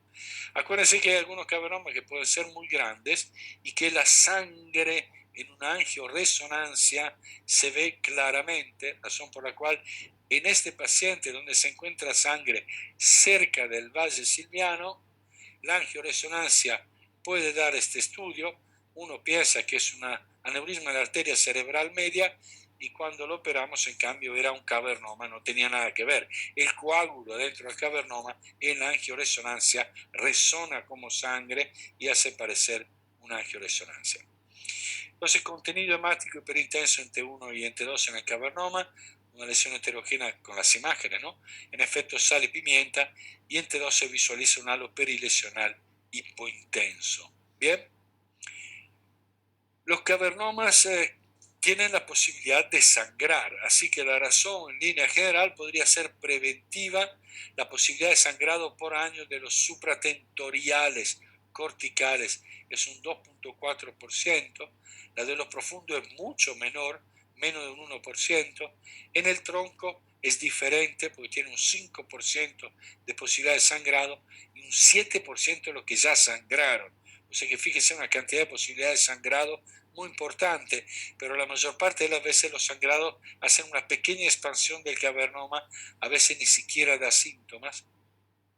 Razón por la cual una vez que se diagnostica hay que definir si fue por síntomas directos, por un sangrado porque aumentó de tamaño, o por una epilepsia, o por unos focos que vimos antes, en cuyo caso sí es quirúrgico. Cuando en cambio los cavernomas son asintomáticos, no hay que tratarlo. Entonces, cavernomas supratentoriales, sintomáticos y accesibles, van a cirugía, ¿bien? Si es muy profundo y es un riesgo ir a buscarlo, mejor no tocarlos. Y en el tronco del encéfalo tiene que ser sintomático, tiene que ser abordable y tiene que estar la mayor parte de las veces en la exteriorización pial, o sea, están en la superficie de la pía madre, o hay algunos lugares específicos, no quiero entrar en detalle neuroquirúrgico, donde sí se pueden ir a operar adentro del cavernoma. Pero como concepto general, sepan que los cavernomas solamente se tratan cuando son sintomáticos. El 85% de los cavernomas son esporádicos, hay un 15% familiares que tienen múltiples cavernomas. Y con el T1, créanme, es impactante, parece contar centenares de pequeños cavernomas en todo el cerebro, pero en la cavernomatosis múltiple familiar, de nuevo, solo se tratan los sintomáticos. Este es un ejemplo de un cavernoma chiquitito en el tronco que dio claramente síntomas, pero no llega a la superficie. Bien, razón por la cual es muy riesgoso entrar. Yo puedo tener la sustancia reticular ascendente en este pequeño espacio, puedo entrar a buscarlo, operarlo, y el paciente puede no despertar de la cirugía, razón por la cual lamentablemente en estos pacientes hay que esperar hasta que en un segundo sangrado, si el mismo hematoma es el que se abre espacio hacia la superficie, es abordable quirúrgicamente. Después cuando se aborda quirúrgicamente, microquirúrgicamente, se pueden resecar bien. Bueno, ¿alguna pregunta sobre los cavernomas? Vamos a dar 2 palabras sobre las malformaciones arteriovenosas. Es una alteración en el donde hay un ovillo de arteria que entra en contacto directo con una vena, sin tejido cerebral por lo general en el medio. Es una malformación arteriovenosa. Evidentemente esta fístula directa sin intermediario de capilares va a sobrecargar mucho la vena. Esta vena se va a dilatar y lo que puede hacer es sangrar. La arteria está preparada para tener 120-80 de presión, la vena para tener 12, 10, 7. Si yo le pongo directo un flujo, lo más probable es que esta vena sangre, y es una de las formas de presentar de las malformaciones. La posibilidad de sangrado de una malformación, acuérdense este número, es el 2.2% anual. Razón por la cual cuando yo lo diagnostico hay una ecuación muy fácil que es 103 menos la edad del paciente para saber qué posibilidad de sangrado tiene un paciente. Bien, yo tengo 58, si hago 103 menos mi edad, tendría un 65, sería 103 menos 58, da 53, 45. Quiere decir que tendría un 45% de posibilidad de sangrado si me encuentran una malformación. La otra posibilidad es que evidentemente la sangre al entrar en esta bifurcación le es mucho más fácil pasar a través de la fístula que meterse a través de esta arteria. Entonces muchas veces el tejido que está ubicado alrededor sufre porque tiene hipoflujo. Y cuando sufre se enoja el cerebro y puede ser un déficit neurológico progresivo, una debilidad o una afasia, progresiva dependiendo del área elocuente que tenga cercano, o se me enoja, las neuronas empiezan a descargar todo junto y tengo una convulsión. Entonces, La histología, primero, una red más común de comunicaciones sin interposición de capilares, rodeado por un plano gliótico, y la clínica puede ser, como yo les dije, un ACV hemorrágico en el 70%, un cuadro de epilepsia o de déficit neurológico progresivo entre el 20 y 25 y un 10%, y a veces una cefalea porque las malformaciones no tienen una buena autorregulación y en algunos momentos donde puede aumentar la presión arterial, si aumenta de golpe el flujo de manera muy importante en la MAV, porque las arterias que entran a la MAV por lo general no tienen buena autorregulación, esto da mucho dolor de cabeza. Bien, son dolores de cabeza muy, muy importantes. Esta es la tomografía que vimos ante un sangrado, donde vimos estructuras vasculares y donde por angiografía digital encontramos una malformación. Lo mismo, otra resonancia magnética con un sangrado a nivel de los ventrículos, alguna imagen vascular. Las malformaciones siempre, muchas veces, no siempre, tienen, cuando son grandes, contacto con los ventrículos. Fíjese, se ve la arteria, la malformación y una vena precoz. Esta vena no se tendría que ver en este estado previo de la arteriografía, sino que se ve porque hay una fístula directa. Entonces esta vena precoz me permite diagnosticar la malformación. Hay 4 tipos de tratar la malformación arteriovenosa. La más lógica sería la quirúrgica. Hay posibilidad de quemar la malformación a través de la radiocirugía, donde a través de aparatos como el Gamma Unit o un LINAC puedo acumular una gran cantidad de radiaciones que determina un cierre con el tiempo, tarda más o menos entre 2 años. Y otra es la embolización, es centrar y cerrar parte del aneurisma a través de la vía endovascular. Y la otra es el tratamiento conservador. Vamos a ver por qué. Porque la verdad que muchas veces la evolución natural de la enfermedad es mejor que la posibilidad de hacer los tratamientos en algunas más muy complicadas. Ya hablamos del tratamiento microquirúrgico, es curativo, evidentemente no se puede hacer en todas las malformaciones por el riesgo de patología.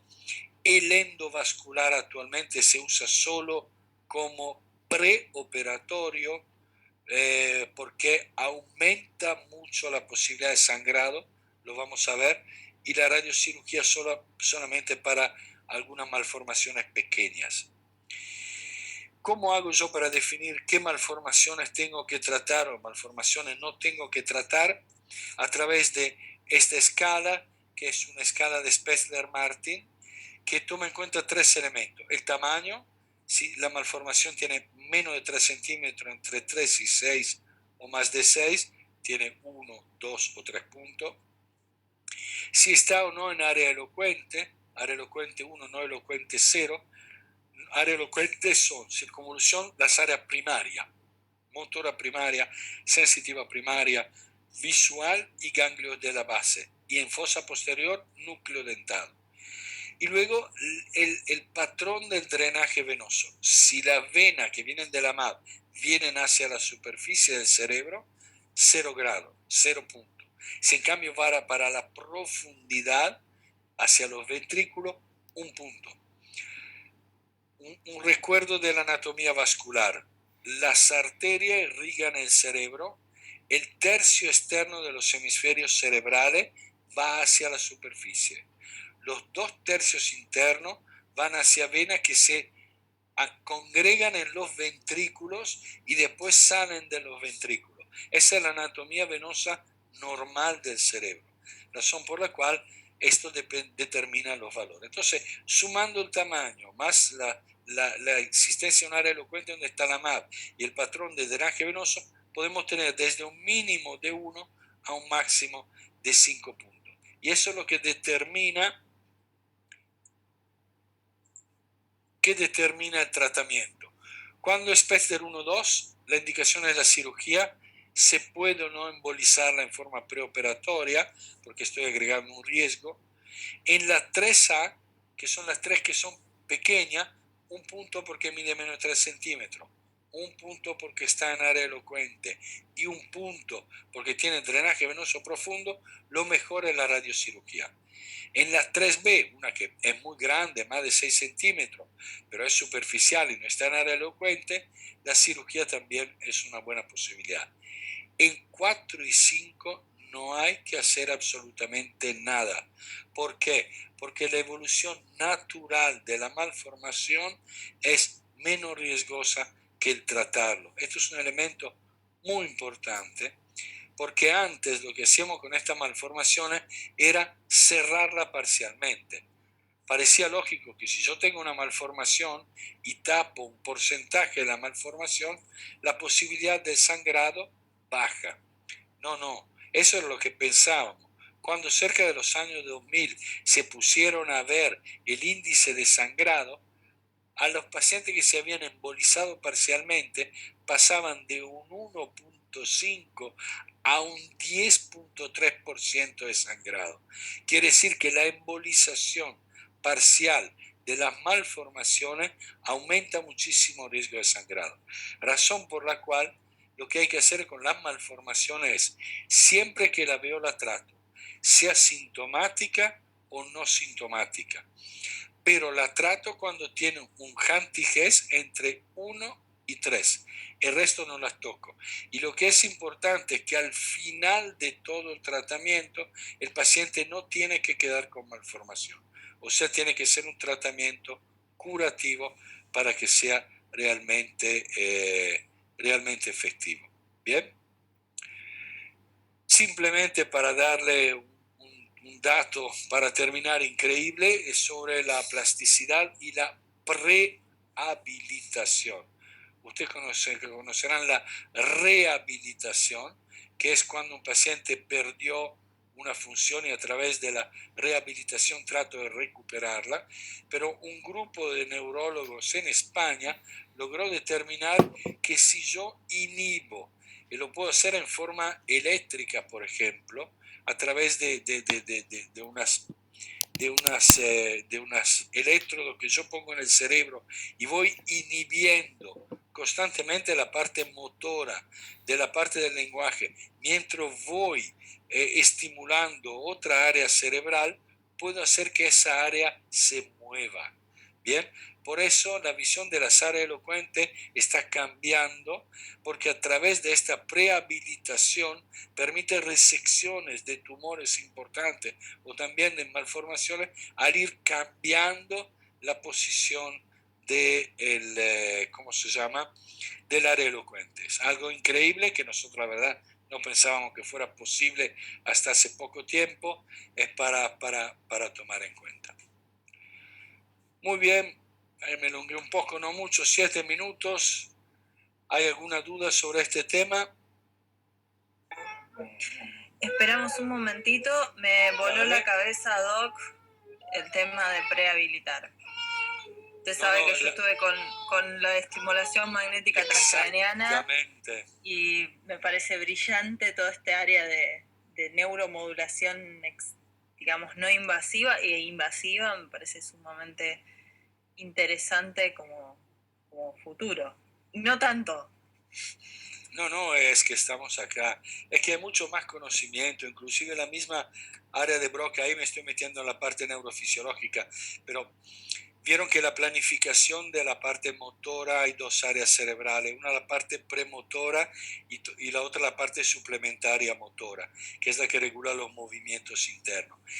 Y Broca era un área de planificación que se pensaba diferente a las áreas motoras. Y sin embargo, no, es exactamente igual a la función de la suplementaria motora. Entonces, se puede operar y se puede recuperar un paciente con una fascia de Broca y a través de estos sistemas de prehabilitación, inhibición a través de monitoreo por estimulación electroencefalográfica, con campo magnético, con magnetoelectroencefalografía o directa, es algo muy bueno para el futuro, sin ninguna duda. Sí. Genial. Bueno, los chicos se han quedado callados acá. Pensando en lo que dijo de necesidad de tratamiento completo, Si la radioterapia no hace uno remitir, supongo que se plantea cirugía. No, porque la radiocirugía lo indico en aquel paciente donde es mejor la radiocirugía que la cirugía. O sea, tiene que ser una opción de entrada. Una más pequeña es un tema técnico. Para los aparatos de radioterapia hacen un nudo hacen foco en 3 centímetros. Cuando es más de 3 centímetros la lesión, necesito hacer 2 targets y por un tema de la técnica, la posibilidad de irradiar la zona cercana es muy alta y puede ser una lesión importante de radionecrosis. Entonces solamente se hace con las malformaciones chiquititas y generalmente logran cerrar el 83% con radiocirugía. No es tampoco la totalidad, bien, pero es una buena cantidad. Generalmente la hago cuando es profunda en área elocuente y no es quirúrgica. Bien. Buenísimo. Disculpe, preguntar sobre HSA de nuevo. Sobre la prueba de los tubos se hace cuánto tiempo. Bien, eso es un tema de discusión en el sentido que siempre dicen que yo estoy haciendo o sea, vamos por parte. Viene un paciente con una hemorragia subaracnoidea clara, no un cuadro muy fuerte. Hago una tomografía computada, pongamos que la hemorragia subaracnoidea no haya sido muy intensa, entonces no tenga tanta sangre. La pregunta es porque la punción lumbar va a sacar líquido cefalorraquídeo abajo en la teca lumbar. Entonces, en línea general dicen que no tendría que ser inmediata, porque si la haces en la primera 1, 2 o 3 horas, puede ser que te dé negativo.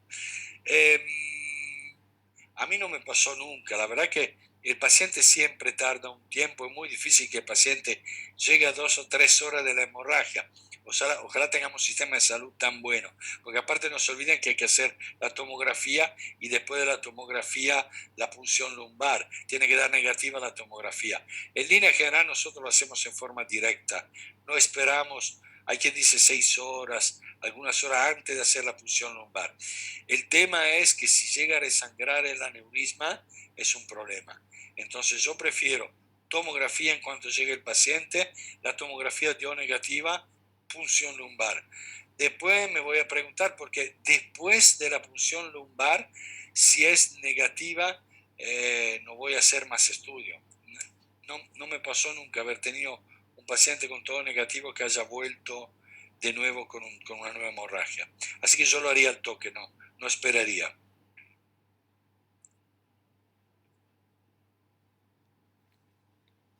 No sé si hay más preguntas.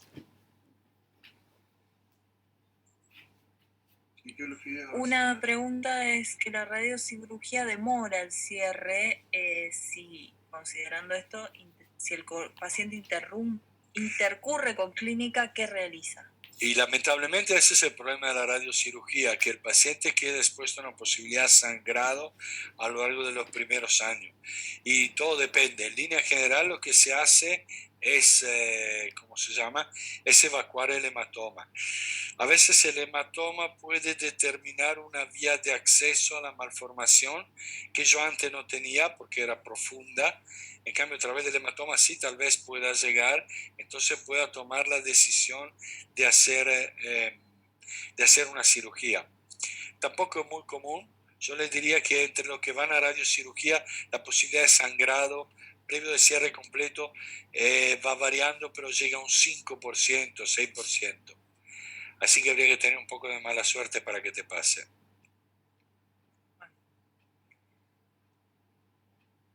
Bueno, Doc, ¿Okay? no más que palabras de agradecimiento, como siempre, No, clarísimo. por favor. Muchísimas gracias. Dale, ojalá le haya servido para conocer un poco más y cualquier duda se pueden comunicar con Fiorella. No tengo ningún problema en volver a contestarla más adelante a través de un mail. Exacto, muchísimas gracias, Doc. No, de nada, al contrario, un abrazo Buenas grande, noches. hasta luego.